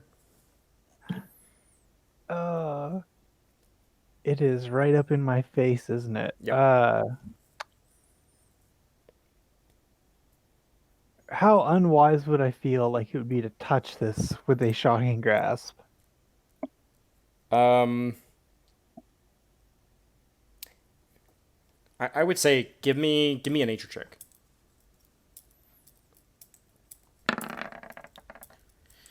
Oh. You have no idea. You have no idea what this is. It's flailing. You can see like an ichor pouring off of the tentacles. Parts of the stone where the tentacles have kind of slapped into, you can see are actually starting to corrode slightly from where the tentacles have lashed onto it. Okay, it is time for magic missiles. So it's 1, 2, 3. Yeah, wow, that's a lot of damage. All right, so that's 12 points of force damage. So you slam missiles into this thing, causing huge chunks of just vibrant violet fungus to erupt backwards into the vines, and the vines actually leap up to kind of catch pieces of it and pull them down. You did a very solid hit, and you did a lot of damage, but it's still up. I can't. There's not enough room to get past. I guess I have to hold my ground for now. Okay. I don't know. I can't get away without it, smacking on me. All right. If that's it for your turn, Kaivu, that'll be yours. So, I can turn into animals now, right? Yeah. Remind me what the restrictions on that are, like size-wise. You can turn into any animal that you've seen that is, I believe, large size or smaller. That has a challenge rating of 2 or less. Oh, bet. I'm gonna turn into a giant spider and web these guys. Okay, giant spider. Sorry in advance for turning into a giant spider right beside you, Mech. This is fine. Giant spider is a large beast. Oh, jeez. Definitely not squeezing past you now. Okay, so you're going to use the web attack after you transform, because you're transforming as a bonus action, if I'm not mistaken. Sure. Okay, so Make a roll. Type in the chat /roll space 1d20 plus 5.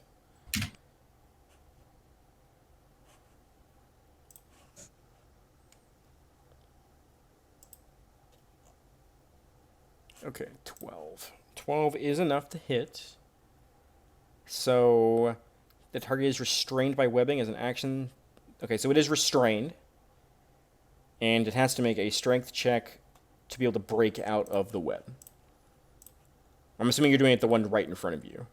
Yes. All right, so it is the immediate threat. Yeah, you managed to cover it completely in webs to the point where it is considered restrained. So if it tries to attack, it'll make all of its attacks at disadvantage. Okay. It also cannot move until it breaks out. You still have movement left, but I think you can't move very far.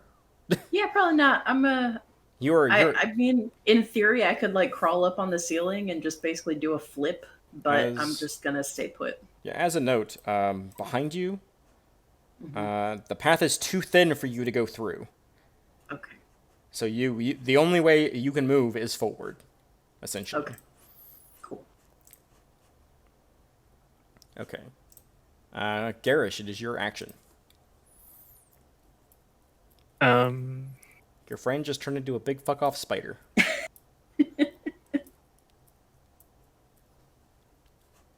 I'm going to move back here. Okay.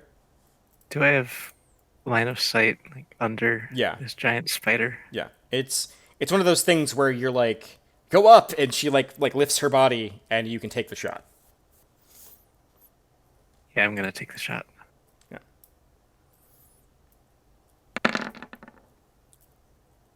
Believe it or not, a 6 hits. As well as that is just enough damage. You sink the crossbow bolt directly into like the thread of the cap, and the cap actually pops off and falls limply to the floor as the vines kind of stop wiggling and worming. All right, and we have anything else you'd like to do? Nope. Okay, it's not your turn, Mech. It is the violet fungus that's in the difficult terrain, and it actually can't move closer because it only has a speed of 5. However, it can reach Spider. So it's going to make 2 attacks with its tendrils at you, Kaivu. Okay. And your armor class as a spider is 14, which is pretty good. So it will hit you with 1 of the attacks. Okay.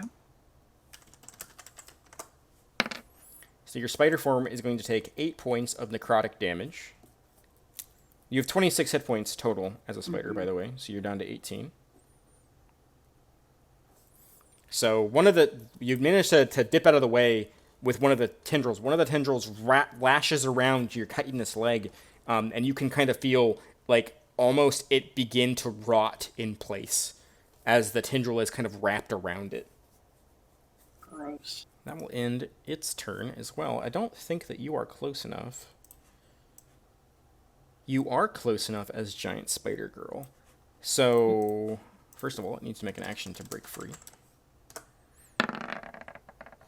And it does not. But the other screaming, the horrifying wailing begins to start up as you have gotten too close to it. But it is still muffled because you are still concentrating on...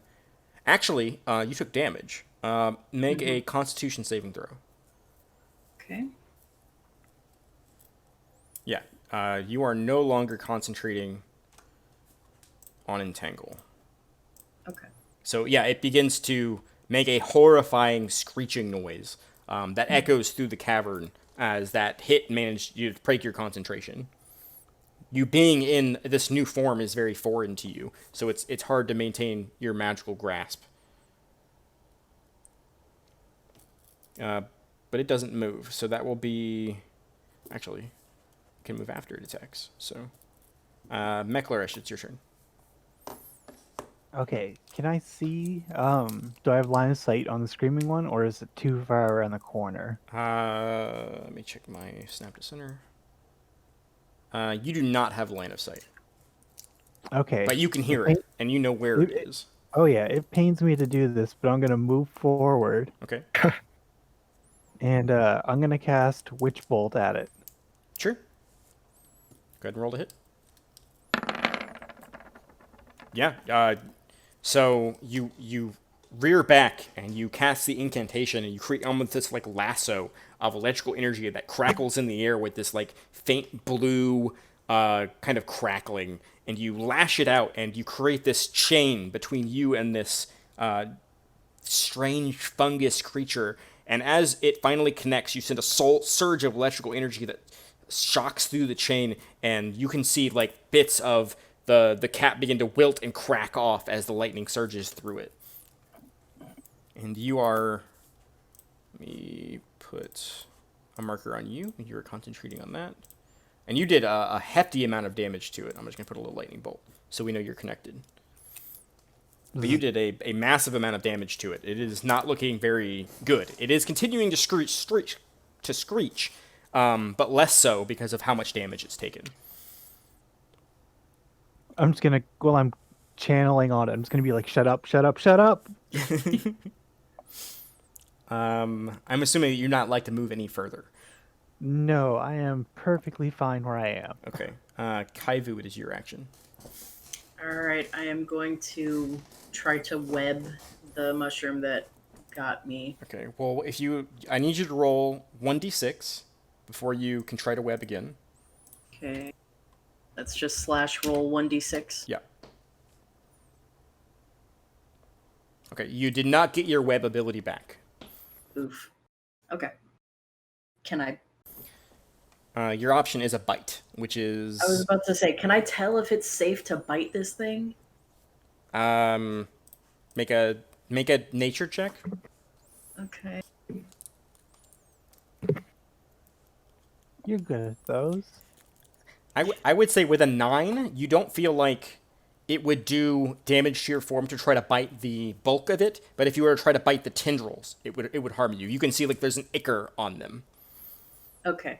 I'm going to try to aim for the stem part, since bisecting that was what killed the first screamer. Sure. Go ahead and roll 1d20 plus 5. Okay.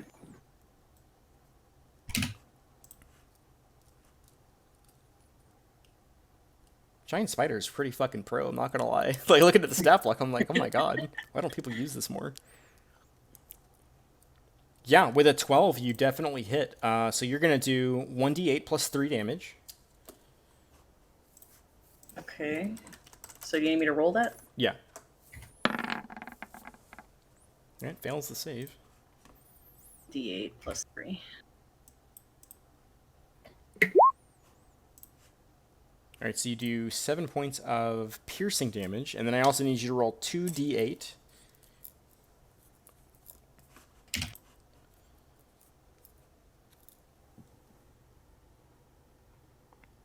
Oh, that's interesting.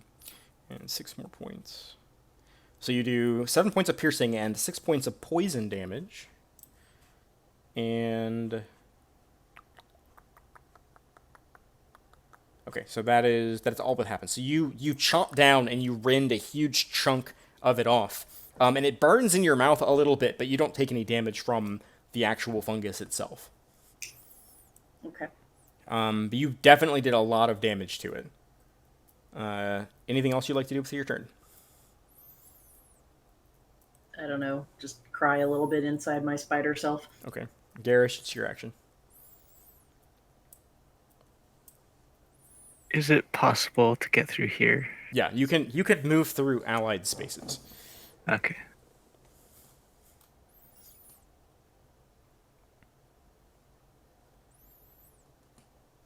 Can I move up to this mushroom Yeah. without breaking Witch Bolt? Yes. The Witch Bolt's kind of intangible. But if you move to there, you will be moving out of this creature's range.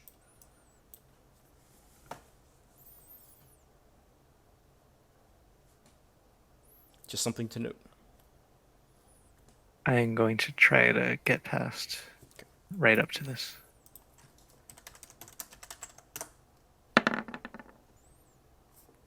Your armor class is 15? 15. Okay, yeah. It slashes a tentacle at you wildly as you dart past, but it doesn't manage to make purchase. I'm going to take a stab with my rapier. Go for it. Yeah, with 9 piercing damage, that will take care of that creature. And you watch as between like the witch bolt surge that mech sends forward, and your rapier kind of thrust and twirl. You manage to again kind of slice the cap off of it as it lands to the ground and stops shrieking. And that's your movement and attack. Anything else you'd like to do? You have bonus action?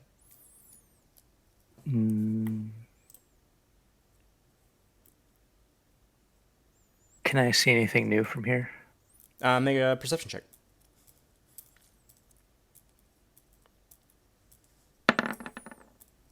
Kind of the heat of the moment, you look around, but you don't looking at the walls, you don't see any more of these large scale funguses anywhere, other than the one engaged with your allies.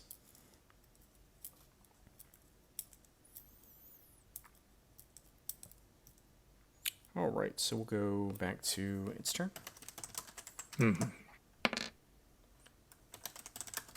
So it's gonna send 2 more tendrils at the giant spider, and one of them will make purchase. And wow, you're gonna take 8 more points of necrotic damage to your spider form. As again, it's wrapping these tendrils around you and finally getting purchase on your form, and you can just feel like the vitality being sapped out of you. Like that. Meckler-Ash, it's your turn.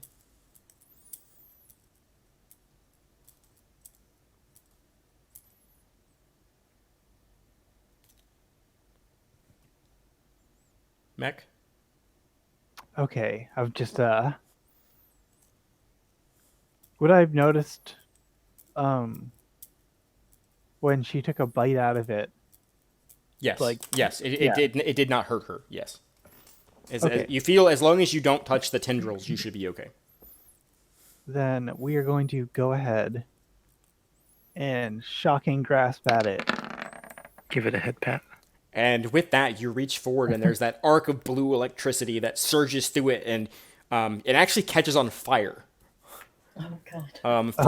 From the actual surge of electricity, and you see a very fast smolder and burn, almost as though it was made out of like just a paper bag, just like a phew, and then just ashes fall to the ground. Well, that's one. Now we just need to burn everything else. There is a light smolder on the ground where there's still like small embers that are slowly starting to catch some of the smaller bits of dried fungus on the ground.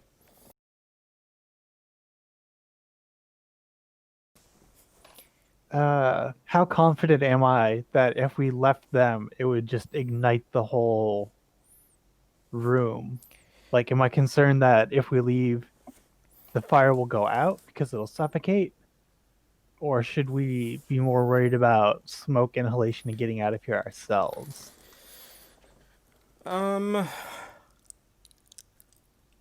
would say give me a survival check to try to glean the answer to that information as you kind of look over the smoldering bits of fire. You get the impression that it will take some time, and it's not going to all catch and just engulf in flames. You feel like the just sheer damage from the electrical shock that started the fire was enough to just kind of roast the creature from the inside. But given some time, you feel like it will burn most of the fungus in here.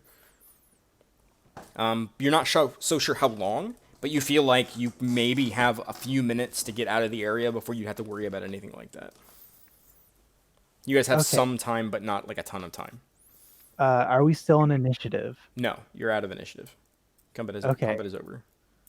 I'm going to suggest that we grab some of the more flammable crates and stuff that are over here and just sort of try and stack them strategically so that this whole area goes up. Garish, with your passive perception now that the adrenaline has kind of left you, you notice right here on the map, There is what appears to be a stone chest that's got like mold that's kind of like slowly grown up the sides of it. But you can clearly see that it's some sort of a chest. I'll approach it and see if it's locked. While I'm assuming Maclaresh and the giant spider try to get stuff out. Mhm. It is not locked. You do find a small. Inside the box, you see there's several different like pieces of cloth that are just covered in mold. It's very nasty inside this chest. But you do see poking out the side. There's a small crystal bottle.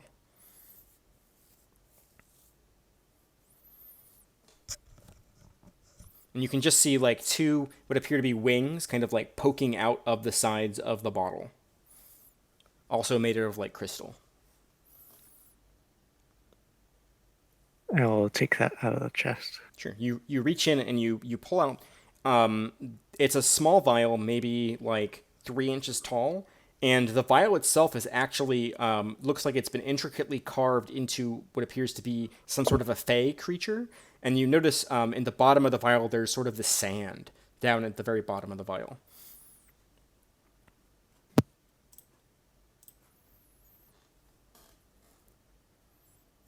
But like the entire thing is kind of like gleaming in its own way in the light from Mech as she's like dragging these broken crates over towards the fire to try to feed it. It's surprisingly in good condition considering everything else around you.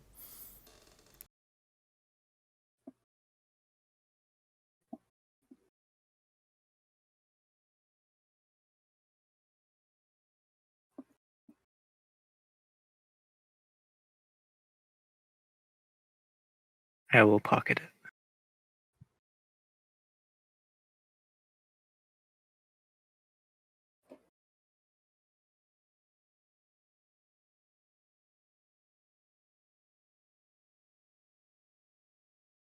Very pretty.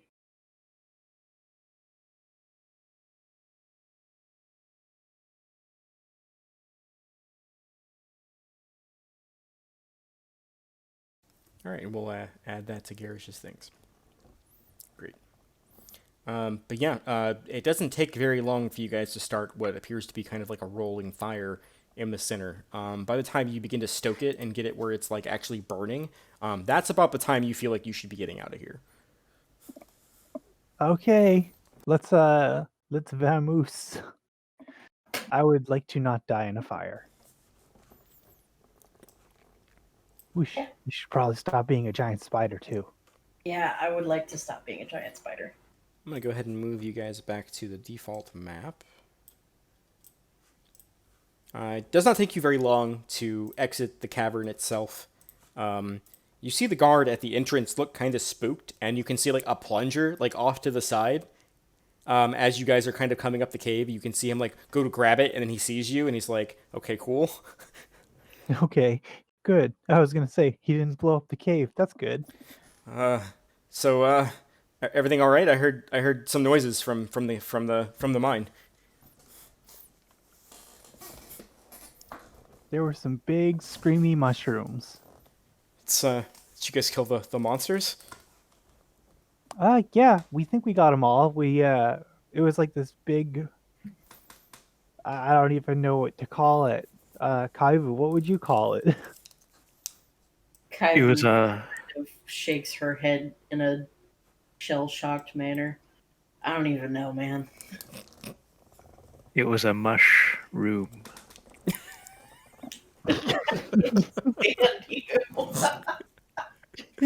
Oh my god, that's beautiful.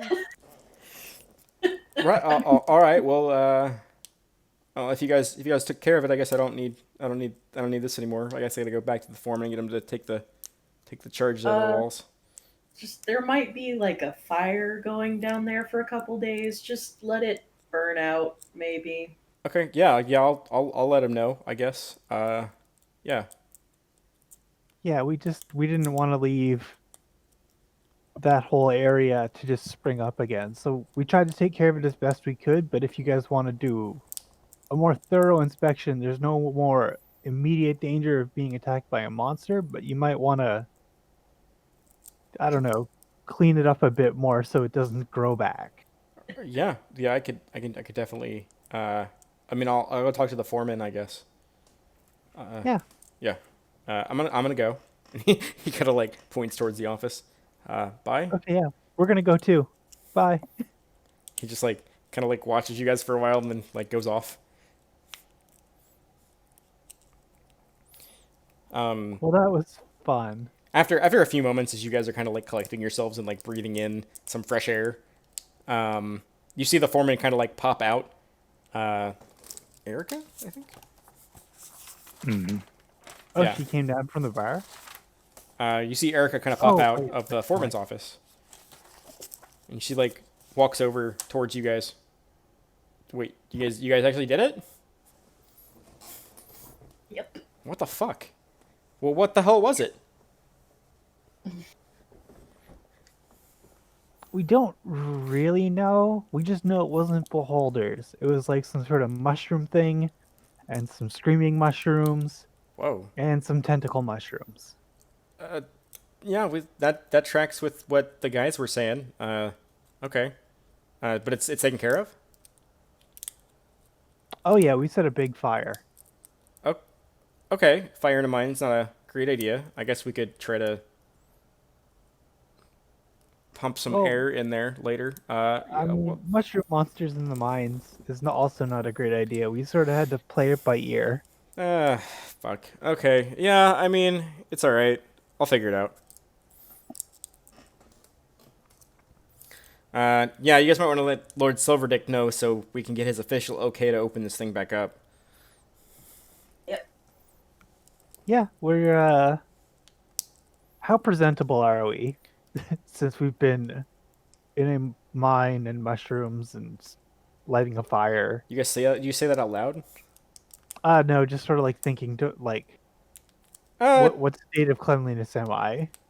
I mean, you guys were shifting large rocks and dirt and fighting in a damp room full of mushroom creatures that were lashing out at you with kind of viscous fluids, so not great. I got a spell slot left. I can make it rain for you if you need a quick shower.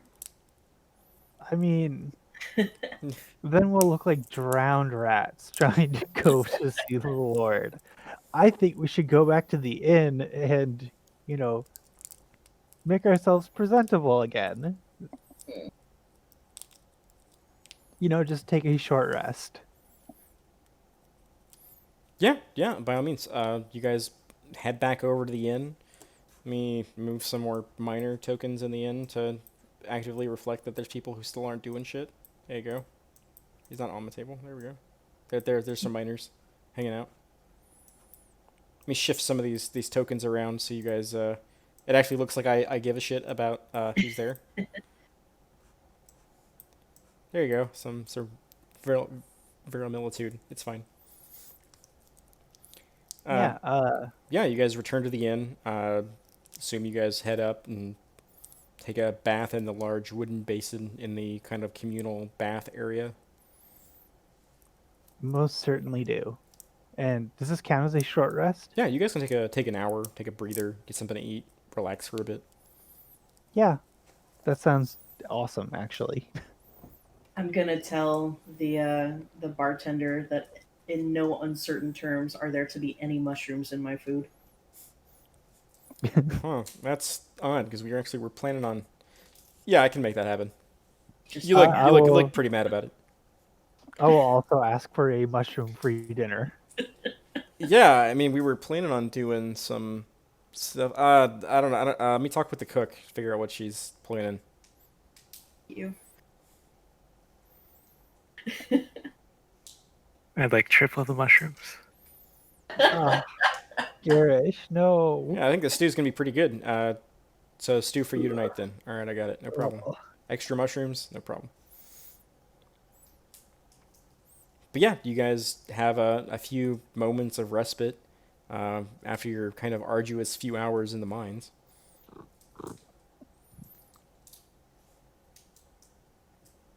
Do I take any like lasting damage from damage inflicted while I'm in a beast form? No, only overkill damage goes to Okay. your regular form.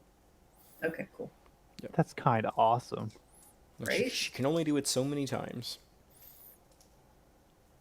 Also, she becomes a very big target when she does that. Yes, So, but as a squishy target, I yeah. appreciate the sacrifice. A giant spider Kaivu is definitely very dangerous and very scary. Chitters menacingly. Although, let's be Not real here. Real MVP was Chisel Thrower. Eh,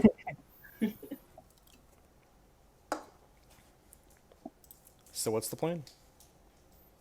well, uh, after, go ahead. if we're all cleaned up and looking acceptable for going in front of the nobility, let's go. Sure.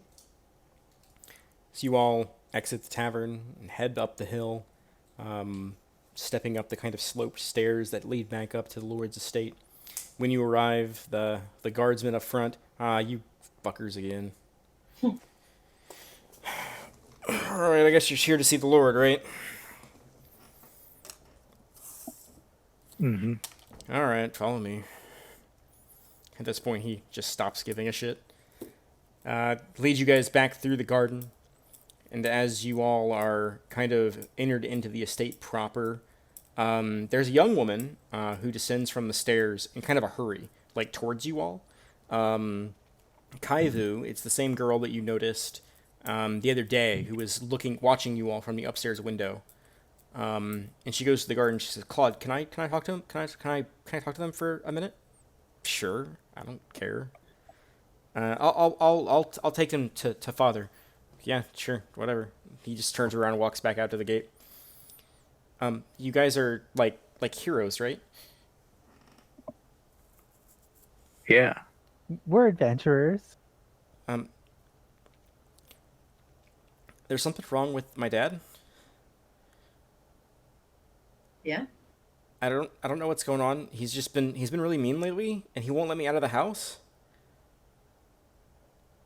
And like I don't know if you guys can like maybe poke around and figure out what the hell's wrong.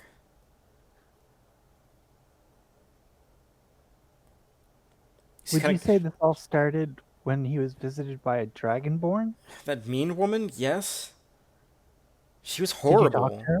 Did you talk to her? I tried not to. She stayed for a while in one of the upstairs room. Dad seemed like she was like an old friend, like somebody he knew from like a long time ago. They seemed like best friends when they talked, but she was nothing but mean and cruel.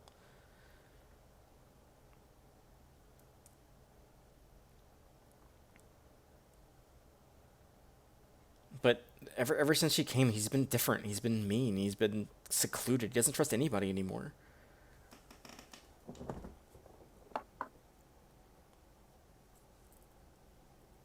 Have you noticed anything besides his behavior? Like any changes in the way he holds his body, the way he, focuses his eyes or holds his face muscles, anything like that? She pauses, kind of thinking inwardly. I mean, I don't know.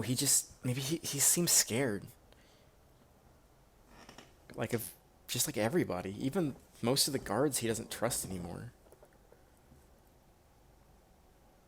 He's a good man. I don't know what happened. Look, I probably shouldn't be talking to you all about this. Anyways, I thought maybe you could help. But she reaches out. Who is the person standing closest to her when she comes down the stairs? We typically let Garish lead the way when it comes to nobles, so Okay. So she reaches out, Garish, and she takes your arm, and Tara has to take your hand, and she puts a key in your hand. She says, this is to that woman's room. I try not to go in there. It kind of creeps me out, but like maybe you guys can find something. But you guys can go talk to Dad now, I guess.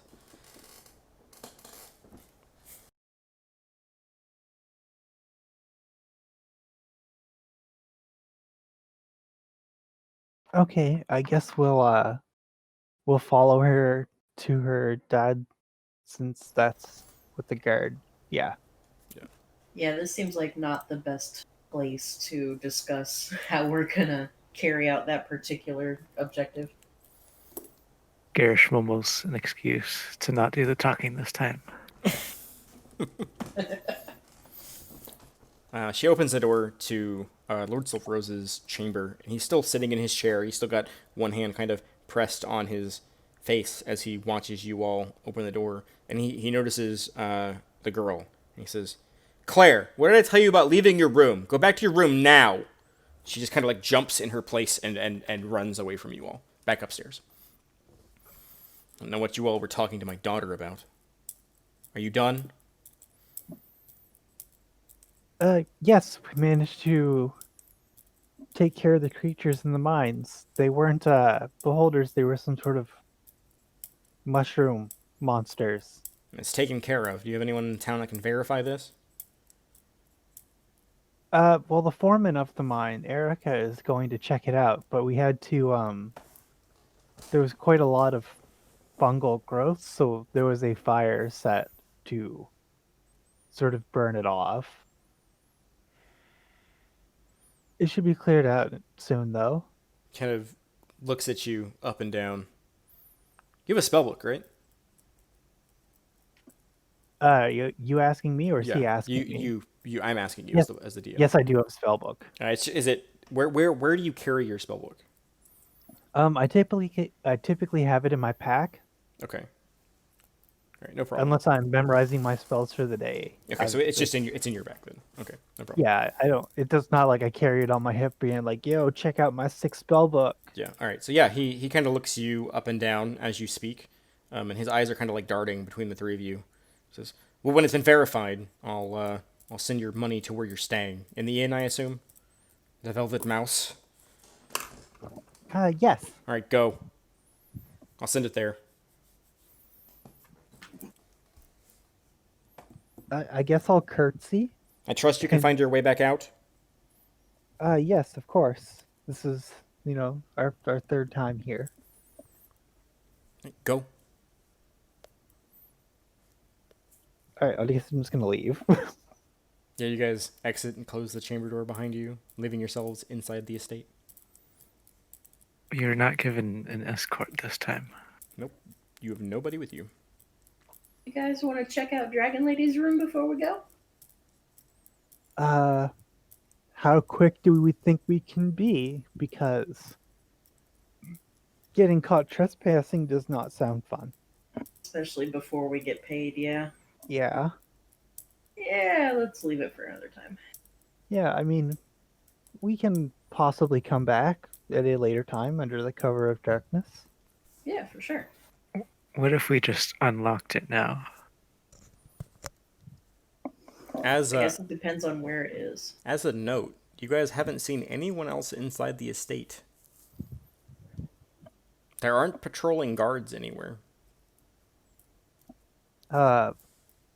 Just from my previous session notes, there were 4 guards total that I'd taken notice of. You notice that they're not here today. This is oddly quiet. The room to Gregory's room, the door is closed to it. As well, as you guys had to pass by it on your way to the Lord's chambers. But it's very quiet, and there's no guards here today. At least not on the inside. You never know when we'll have another chance like this. Yeah, I mean, this is the golden opportunity.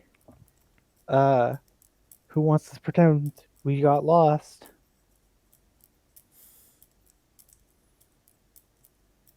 Let's do it. Yeah, let's try and find this room.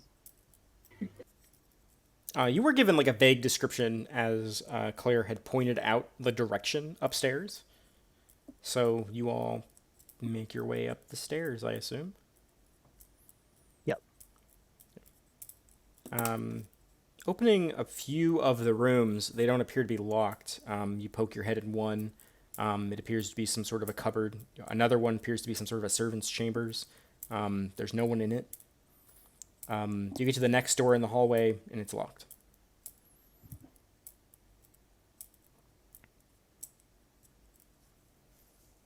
I will use the key.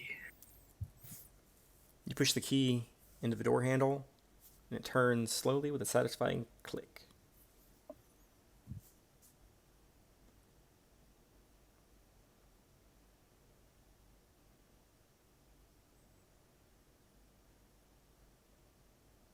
I guess we slowly open the door and look inside.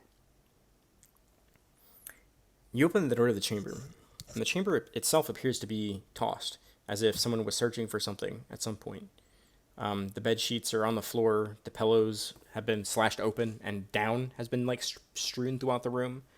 It doesn't look like a struggle. It looks like somebody was searching for something.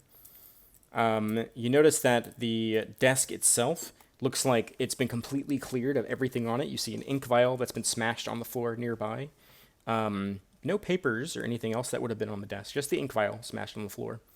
As well, on top of the desk itself, you see a series of runes that have been carved into the wood. There's also a dresser in the room as well. So there's the bed, the desk, and the dresser. Okay, I want to make it. I assume it's an Arcana check to identify those runes. Sure.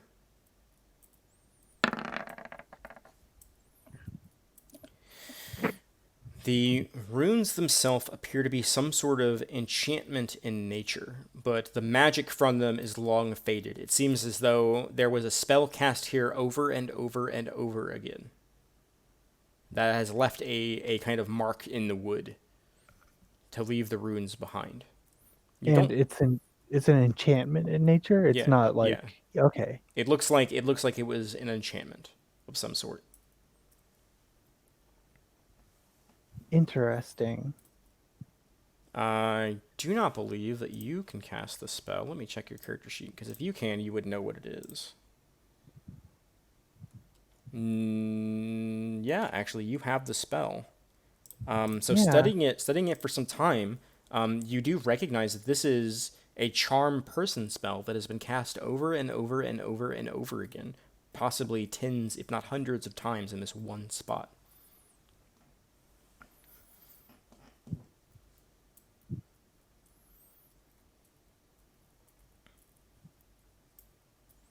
I'm gonna relay this information and basically be like, so you know how Lord Silverrose was acting very friendly with this very vile woman? I have reason to believe she was using a charm person spell on him over and over and over again.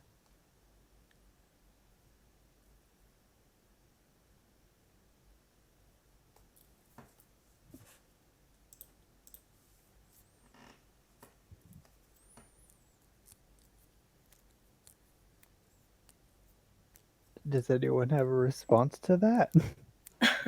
Maybe she just knows the right thing to say. No, this is definitely magical in nature. And from what I can tell, this was cast hundreds and hundreds of times.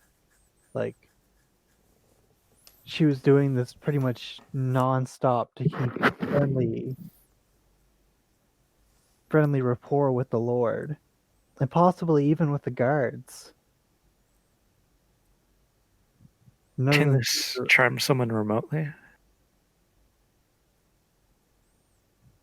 As long as you can see them. You notice the desk is facing the window. What does the window overlook? It overlooks the garden and the front gate. The Lord did used to love the garden, but recently came to hate it, and it's not being cared for. So he's probably not spending any time there anymore. Do you think he knows he was being charmed? Well, I mean, he knows he was being charmed, but this is very interesting. While I was doing that, did anyone else want to poke around at some of the other stuff in the room? Yeah. Can I make an investigation check and see if I can find anything? Sure. Where exactly are you looking? I'm looking down low, like Okay. underneath furniture, along the edges of the baseboards, kind of thing. Sure. I'd say with a 12, looking underneath the base of the bed, kind of tucked against the wall, you see a small wooden box. Can I Maybe, get to it? yeah, crawling underneath the bed. It's a little cramped down there, but you can manage to reach out and pull the box. And the box itself is about maybe 1 foot by 4 inches by 3 inches up. So maybe like a little smaller than a shoebox. It's Is got a it little, locked or anything? yeah, it's got a little metal lock that's just kind of dangling off the front. How heavy is it? It's not very heavy. Maybe like less than a pound. Maybe like a pound. I'd say maybe a pound or two. I show it to Mech and Garish and ask them if they have any ideas about getting it open. I would say trying to like get the weight of it. Like it doesn't feel like it has anything in it. Like it feels empty. Is what it feels like when you kind of jimmy it. Yeah, but why lock an empty box?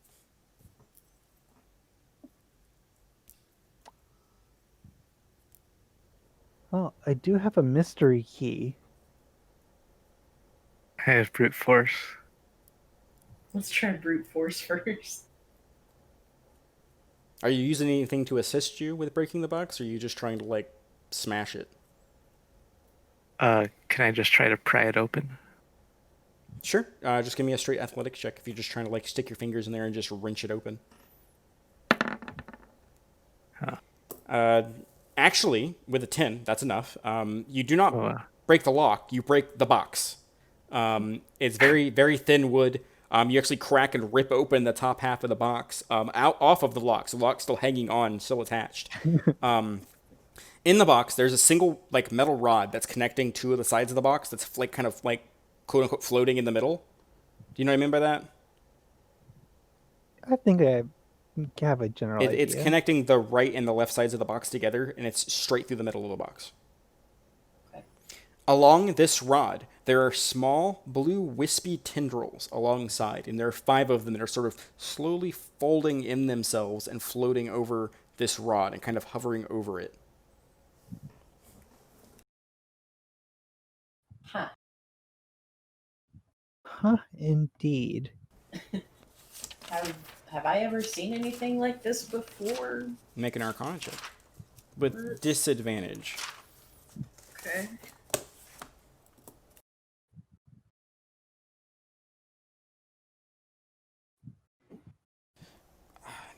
It's whatever it is. It's definitely magical in nature, but it's not the kind of magic you've ever seen before. It doesn't appear to be an enchantment or an alteration or a conjuration. It just appears to be something floating alongside this rod. Sort of like revolving around it, so to speak. Well, that's unsettling.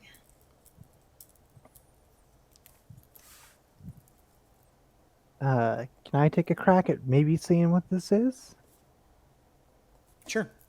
Are you just Yeah. looking at it? The same way Kavu did, so I assumed I had disadvantage. Yeah. So you're just kind of like looking at it and like, what the hell? Yeah, it's the same thing. You're just like, this is way outside your wheelhouse, whatever the hell this is. It doesn't appear to be dangerous in any way. It's just these small floating, almost wisps of. It almost looks like a ribbon that's kind of ethereal in its own way.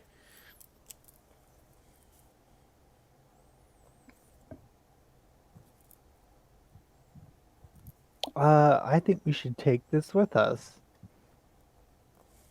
Let's do that. who wants to carry it? I got it. Let's say we kind of assumed it's not dangerous, so yeah.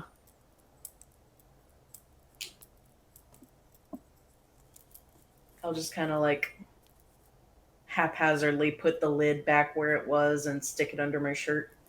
The lid doesn't quite fit anymore, but you can get it closed enough. You can just write down on your character sheet box of 5. Okay. That'd be great. You now have a box of 5. 5 what? You don't know. It's souls. We got 5 from 2.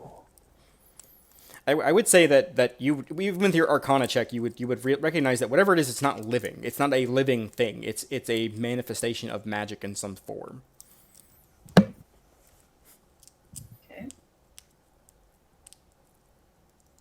But you don't think it's souls. Although it does have a slight luminosity to it.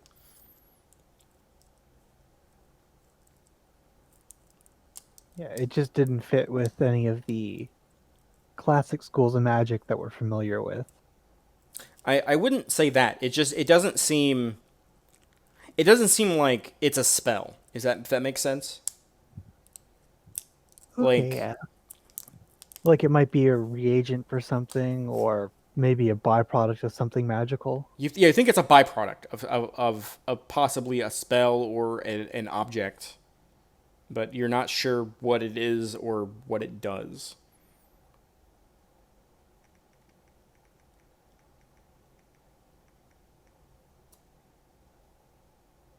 Was there anything else of note to look over in the room? Kind of looking through the rest of the room, it's pretty barren. Other than like I said, the smashed ink vial on the floor, it looks like this room was completely emptied and in a hurry. I'm gonna suggest that we exit as quickly as we came in here, so that we don't get, basically caught trespassing. I would say that you feel, with your combined Arcana checks. No, I had to look it up. You feel like this might be the remnant of an enchantment, but not one you're familiar with. It's not like a charm spell. Okay. But you feel like this is the byproduct of some sort of an enchantment. And it looks like ribbons.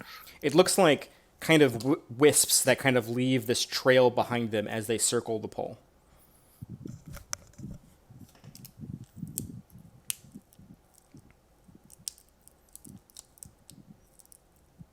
Let's investigate this back at the inn Sure. Yeah, before we get caught. that is a good plan. So you guys are headed back to the inn then? Yep, that's where we said we'd be, waiting for our big bag of money. Sure. After a while, you guys manage to find your way out of the estate. I assume you lock the door behind you as you exit the room. You can leave it I unlocked don't if you know. like. Are we smart enough to do that? It's up to you. I know I personally didn't think of that. Would Garish? I'm tempted to purposely leave it unlocked. Okay. You guys can So definitely leave it bad. unlocked. Yeah, you guys exit the estate past the two guards. One of them opens the gate.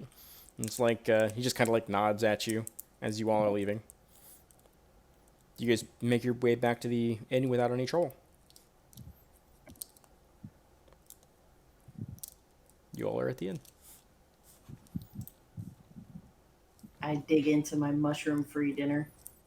Same. It's just like slabs of meat with like bits of potato. Like it looks like this was prepared as an afterthought to the stew that Garish is eating. That's just full of mushrooms. This is delicious. I give Garish a dirty look. Just like everybody else is like, ugh. Yeah. I'm perfectly fine with my meat and potatoes. Yeah. As well, some of these miners aren't here. I'll just move some guys off the map. There you go. There's less people in here now. Actually, you know what? I'm gonna have to sit at a different table than Garish. Yeah, I think I'm gonna come with you. But yeah, you guys have a pretty nice dinner. Like I said, your meals were kind of prepared as an afterthought, where Garish was being cooked all day. So the meat in your stew just kind of falls apart. It's just delicious. Got a very mushroom forward flavor with your extra mushroom request. But yeah, you guys have a pretty decent meal. The sun slowly begins to set in the sky. Anything else you guys would like to do? Maybe we should like be in one of our rooms while we're talking about this box of 5 thing. Not That- just whip it out in the dining room. Yeah, that sounds like a much safer approach. I mean, we haven't brought it up yet, so.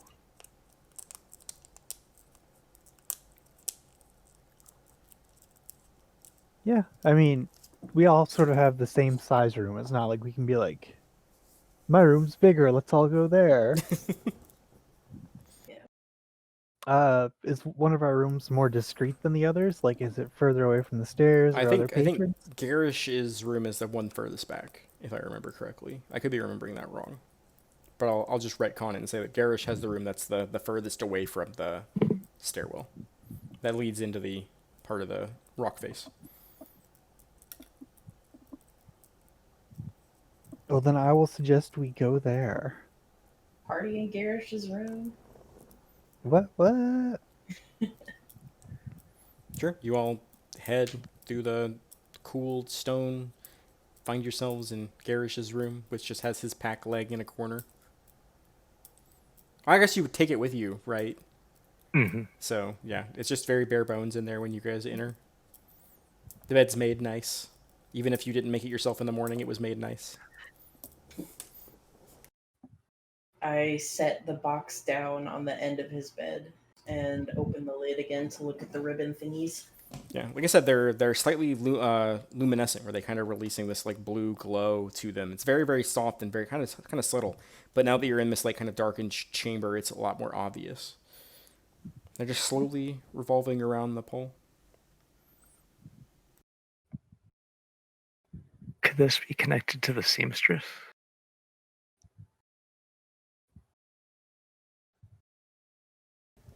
I don't see a connection. I mean, from what I could tell, she was just a shop owner who, you know, was asked questions about the ruins.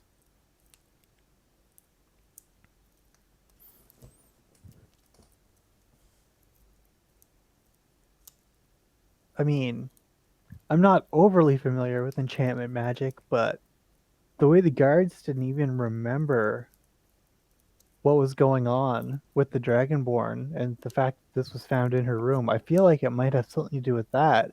It's some sort of magic I don't know, but I mean, I feel like there could be a relation. Wait, there's 4 guards and then the Lord was also affected, right? We actually never asked the Lord if he remembered this one. We felt like it would be against our best interests of getting paid. Yeah. So we don't know if he remembers dealing Well, with her or not. I mean, just that they were affected by her. Yeah, oh, okay, that makes sense. And there's uh do we is it like a shifting number of tendrils on it or is it a set number? I'm sorry. Is there like when we look at it 1 minute there's like 4 tendrils and the next minute there's like 6 and then No, when people it's a steady string of 5. They basically, as they circle it, they're circling in rings, so you can see 5 distinct rings. It's not like twisting around the rod. It's like orbiting it.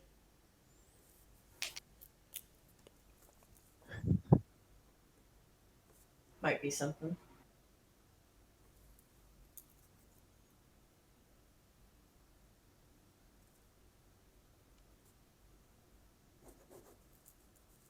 I mean, this is outside our area of expertise.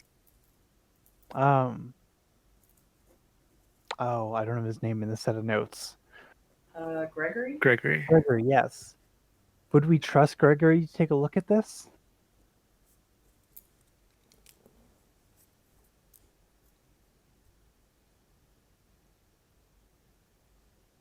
I mean, he arrived well after the fact from what we know, and is sort of there as an advisor slash overseer since the previous one was fired.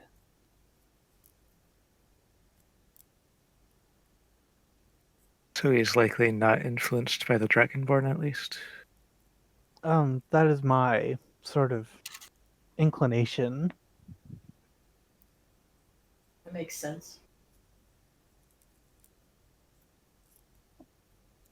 I mean, we'd have to go back to the estate though, which is kind of. I mean, they did say the money would be sent here. Maybe we could send a message asking him to identify some things that we found in the mine, and maybe not let on that we took it from the room in the estate. Mm. I mean, the Lord sent Gregory to post the notice here. Maybe he would be the person that the Lord would send to pay us. Possibly, but that might be. I mean, the notice was Gregory's, request for that wand. Yeah.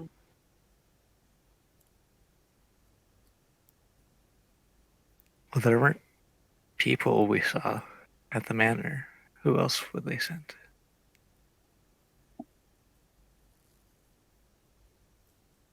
Well, I mean, there was that messenger that carried that, the message down to the mines. It could very well be that man again. That's right. I mean, a message is one thing, gold is another.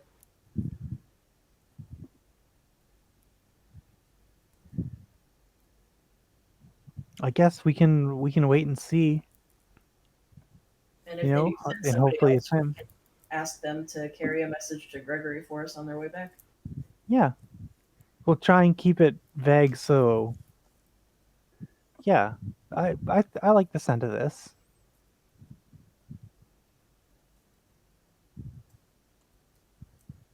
All right. Where are you guys positioned in the room? Just curious. I'm I'll sit still right by the entrance. I mean, of I'm pro- of Garish's room Oh, okay. when you all are Yeah. talking about this.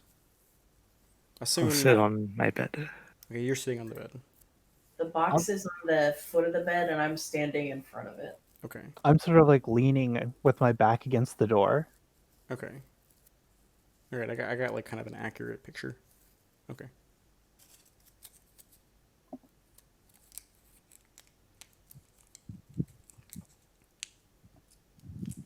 Yeah, so I guess we just need to hide this until we're prepared.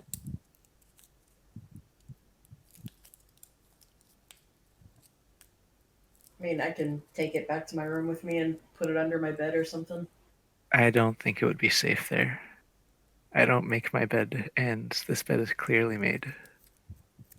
Well, we do know that underneath the beds are filthy. I'll just look under Garish's bed really quick to confirm that they still haven't been cleaned. It is like spotless under there. Uh, I shouldn't have complained.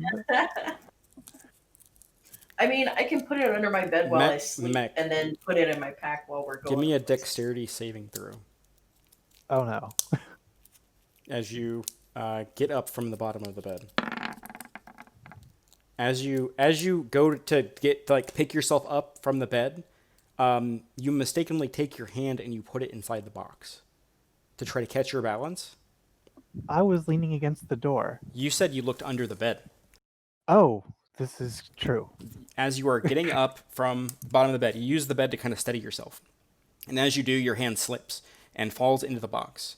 And Kaivu, you watch as one of the tendrils wraps around her wrist for a second, and then and Mech's eyes kind of glaze over for a second. Mech, you're no longer in the room. You are standing guard at Lord Silverrose's estate. You have no control over your body at all. And as you're standing there, it's another boring day. You've been doing this for hours and hours and hours, and you're just so freaking tired of this stupid shit, and you should have been a baker like your father wanted you to be, take over the family business. You see a woman approach, hooded, long blue snout, approach you. She waves her hand in the air, and suddenly, she's not a stranger, she's your best friend. And the guard next to you looks confused, and she waves her hand in front of him as well. And, she's your friend. You can trust her. You open up the gate for her, and then you're suddenly back in the room, and your hand has been disengaged from the box. And that tendril that wrapped around you is now rotating around the box pillar again as you kind of come back into yourself. For everyone else, it was only a second, but for you, it was maybe like 5 minutes. Okay, that was really weird. You good? But you all Maybe? watched her kind of like zone out for a second and then just kind of snap back into place. So, I think I just saw someone else's memories. I think it was one of the guards. It was definitely that dragonborn woman approaching, and it was definitely her casting charm. Like she was casting a charm spell on the guard's memories and the other guard that was there at the same time. Like it was, yeah. Um, I feel like if we touched the other ones, we'd get more memories. But I Garish is going to poke one of them. didn't even finish my sentence. Garrett shoved his hand right in there.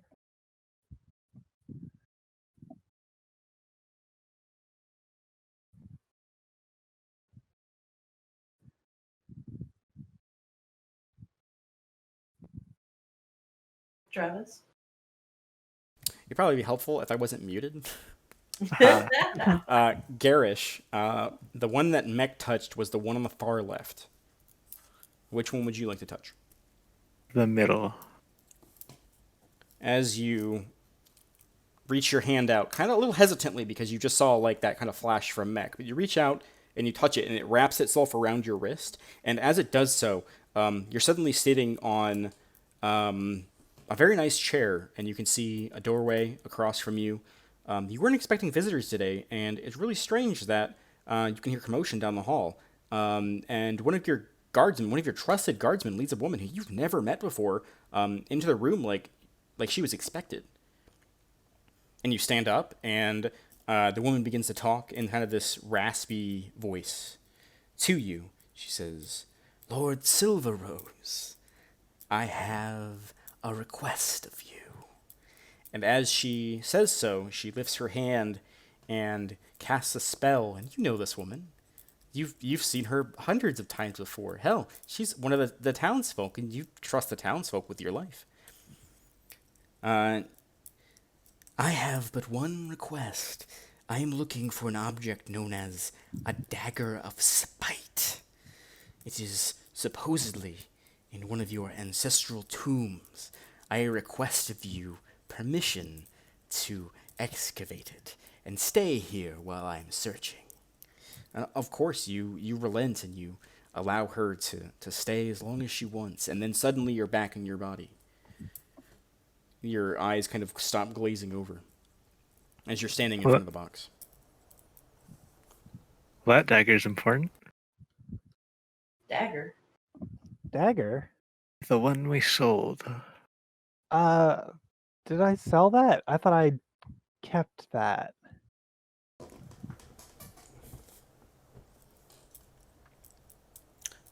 Memory serves, you did not sell the dagger on purpose. Yeah, I still have it marked off on my character sheet. Huh. Okay. No, because I sold the little trinkets. I didn't even take the dagger out to have it appraised. I sort of kept it in the back pocket. I'll actually take it out now and just sort of hold it in front of the group. Yeah, it's Be a like- it's a wicked looking weapon. Jagged spines come off it. Very ceremonial, very ornamental. Very dangerous thing. I mean, I'm not an expert, but this looks like a dagger of spite. Do I feel like there's any sort of magical energies coming out of this? I never really took the time to do it before. Give me an Arcana check.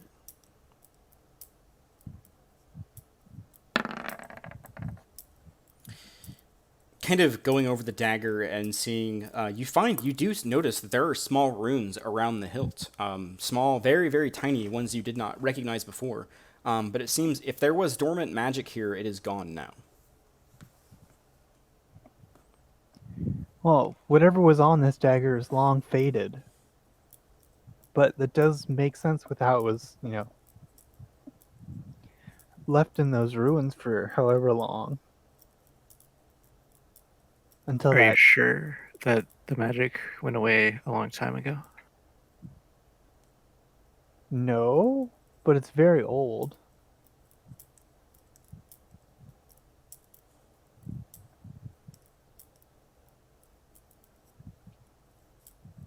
I mean, it's definitely not like your hammer where it's recharged. I mean, we've had this for several days now. And I don't feel anything magical about it. It's more that I see evidence that there was magic there. Yeah, I would say with such a high Arcana check, you would definitely know that if this weapon was once magical, it is no longer magical. Whatever magic that was contained within this weapon has been expended and completely burnt out. Would I know if that's something that could be replenished, or is it... That would be a good question for an artificer. Okay, of which I am not. Yeah. Or someone who knows an extremely large, almost an encyclopedic volumes of magical artifact knowledge. but you're uncertain to how or if you could. If I want to. It's called the Dagger of Spite.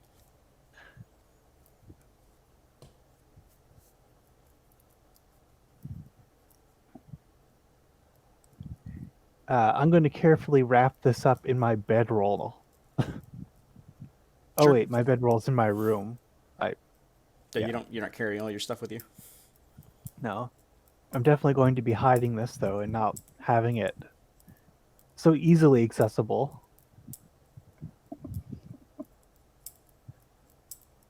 Maybe the Dragonborn already acquired this.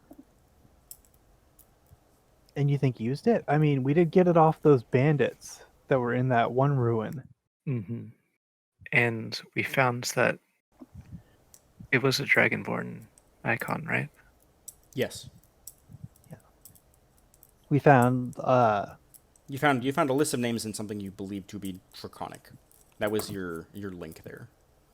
yeah, and like there was that small dragonborn figurine, and you guys Yeah. saw that there was that statue way above ground.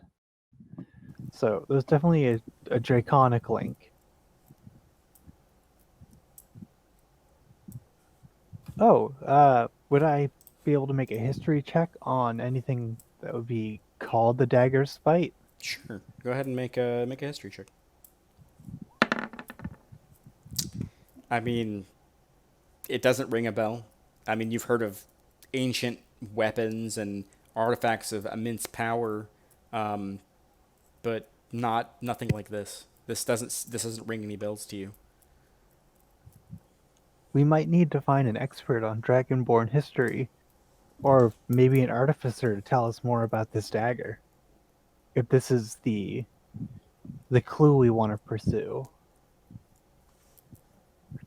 I mean, I'm kind of fearful for this town if their lord is still under such, heavy charm magic.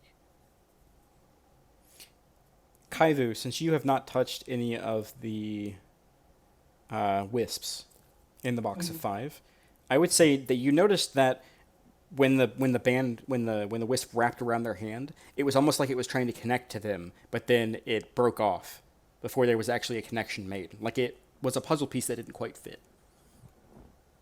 I wonder what would happen if the people who these memories belonged to touched them. I mean, that is something worth trying. I'd suggest we go with the guard I have the memories of before we try Lord Silver Rose. Yeah. There are 3 more strands in the box. I'm gonna touch the one between the ones that you guys touched. Sure. You get a very similar experience to Mekleresh with she entered the guard, except for you're standing next to Colin, the guard who you all knew before, the guy who's taken you in and out of the Lord's Manor several times. And you can't help but think to yourself, God, this guy's so fucking lazy. He never wants to do any fucking work. We're doing important work here. We're protecting the Lord. We got him. We're the front line of defense. You're very proud to be in the position you are. And you notice a woman come off the ridge, the same cloaked figure that Mekleresh saw. However, from a different angle this time. She casts some sort of a spell on Colin. You reach for your sword, and then there's like a calm that enters your mind. She's not so bad. She's a friend. You know her. And then it kind of zooms back out to you. Oh, that's creepy. I don't like that. Yeah, it's not fun. I was Well, not a fan. yeah, she definitely put some kind of whammy on him. I suppose if we're gonna go down this road, we're gonna need to know who 4 and 5 are. And I'll reach into the box to touch the 4th strand. Sure. At the 4th strand, it's a little bit more immediate this time, as opposed to before where it was kind of like a quick zoom in. But you're in the middle of an engaged conversation with this Dragonborn woman who has her hood down. You can hear yourself say in kind of a more elderly voice, in a familiar shop, you see textiles along the right-hand wall. A a dress made for someone very precious over in another corner. And this woman standing in front of you, you hear her say, or you say to her, well, if you're looking for a guide, Gaiden knows the way to Torgrad. I'm not certain it would be very safe. I hear these ancient ruins are full with all sorts of dangers. The woman talks back and says, don't worry about me. Everything will be fine. We'll just have to have you forget this conversation ever happened.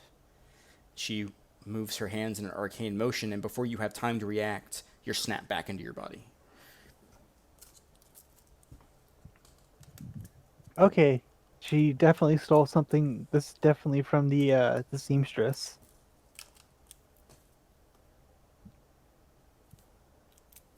Who wants to do number 5?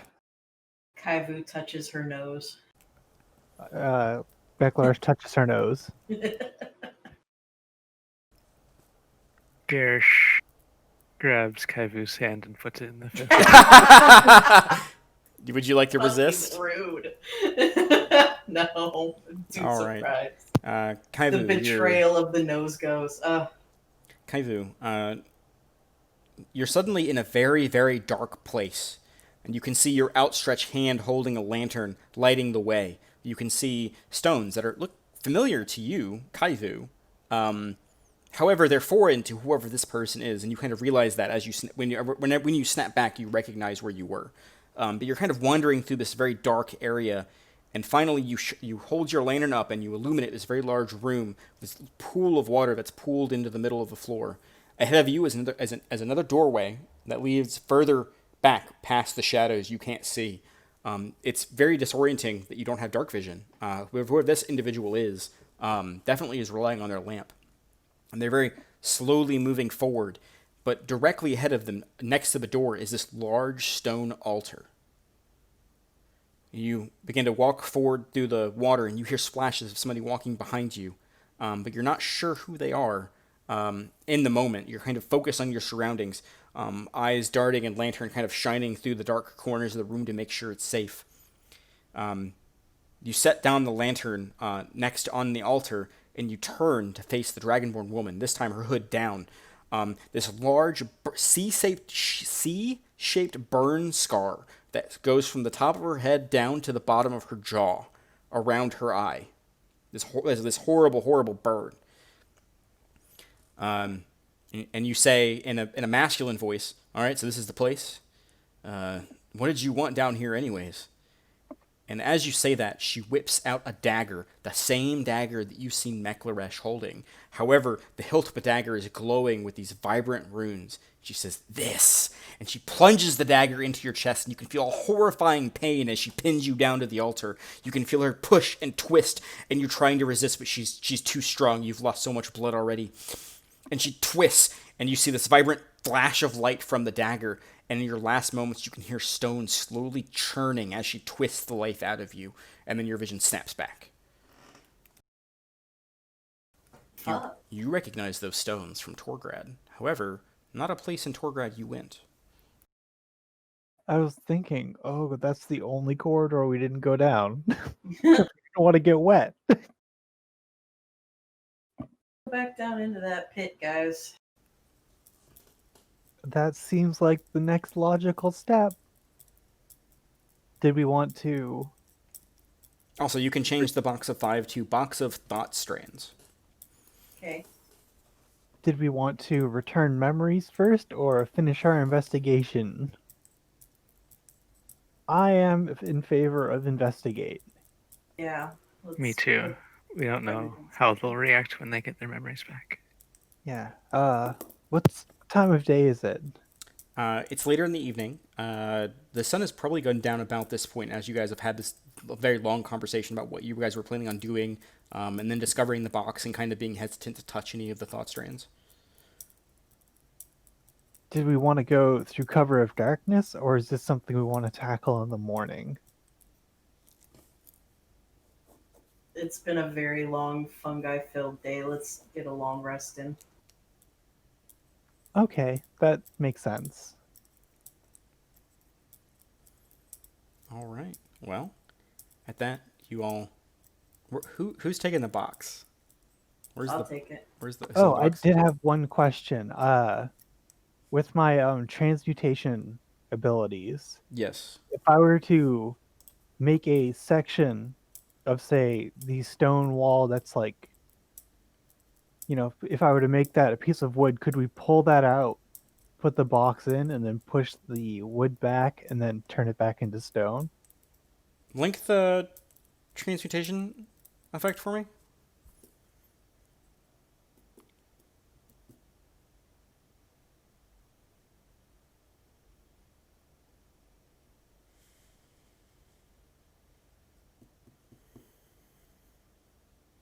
So you can do this in an unlimited number of times per day, provided you have 10 minutes, right?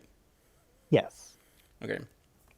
So I will say that the walls in your rooms you cannot because they are one solid sheet of rock. Because that's more than one object. However, in the Okay. hallway there are segments of stone that have been like brick, like large stone like cinder blocks that have been made to do the hallway. So if you want to try to transmute one of those into wood and pull it out, you can probably put the box in behind it. Is it late enough at night that I feel like we wouldn't be disturbed while No doing one. this? I mean, when you step out in the hallway, I mean it's probably like 11 o'clock at night. Most of the people have gone to bed. You can hear a couple people milling about downstairs, but it doesn't seem like there's anybody coming up. I'll sort of, tell my plan to the group and be like, I feel like this is a really safe hiding spot. Yeah. Okay, yeah, I'm going to use my brand new minor alchemy skill. And I guess I'm going to make it the bottom block in the hallway next to Garish's room. Okay. So you put it in a spot that you will remember where it's at. Yes. Yeah. Yeah. So you take 10 minutes, and you aren't disturbed for the duration of your cast, and eventually you finish, and there's the wood kind of like pops out a little bit because it's no longer connected by mortar. And as you pull it out, there is a little bit of space behind the wall itself, between the stone bricks and the sheetrock that is behind it. And you slide the box in, it fits just fine. A little bit of space additionally, but once you put the brick back into place and drop your concentration, it kind of remortars itself in its original position. Looks seamless. Perfect. It's exactly what I was hoping for. I feel much more confident about this not being stolen. Great. All right. Anything else you guys would like to do before bed?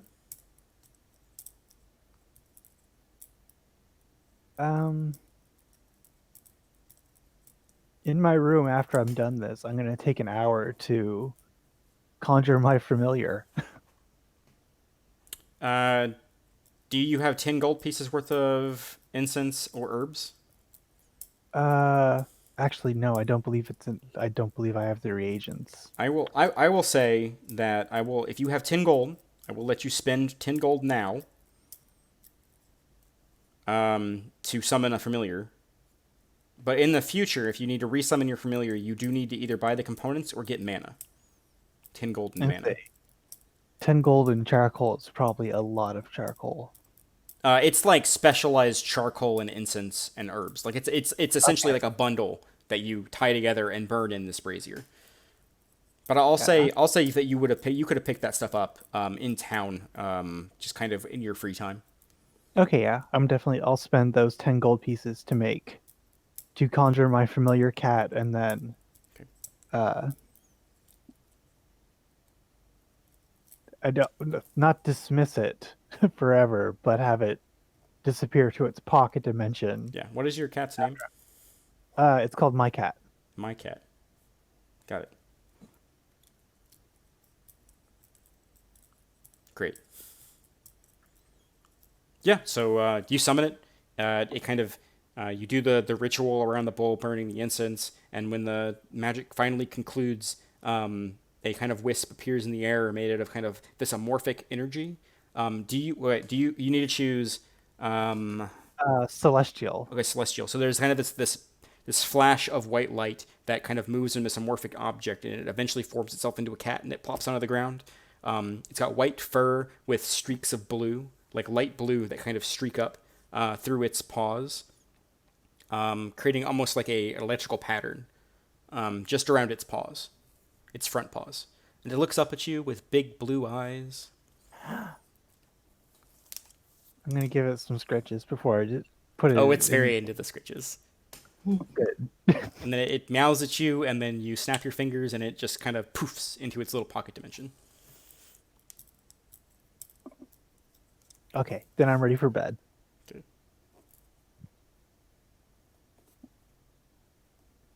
Anyone else?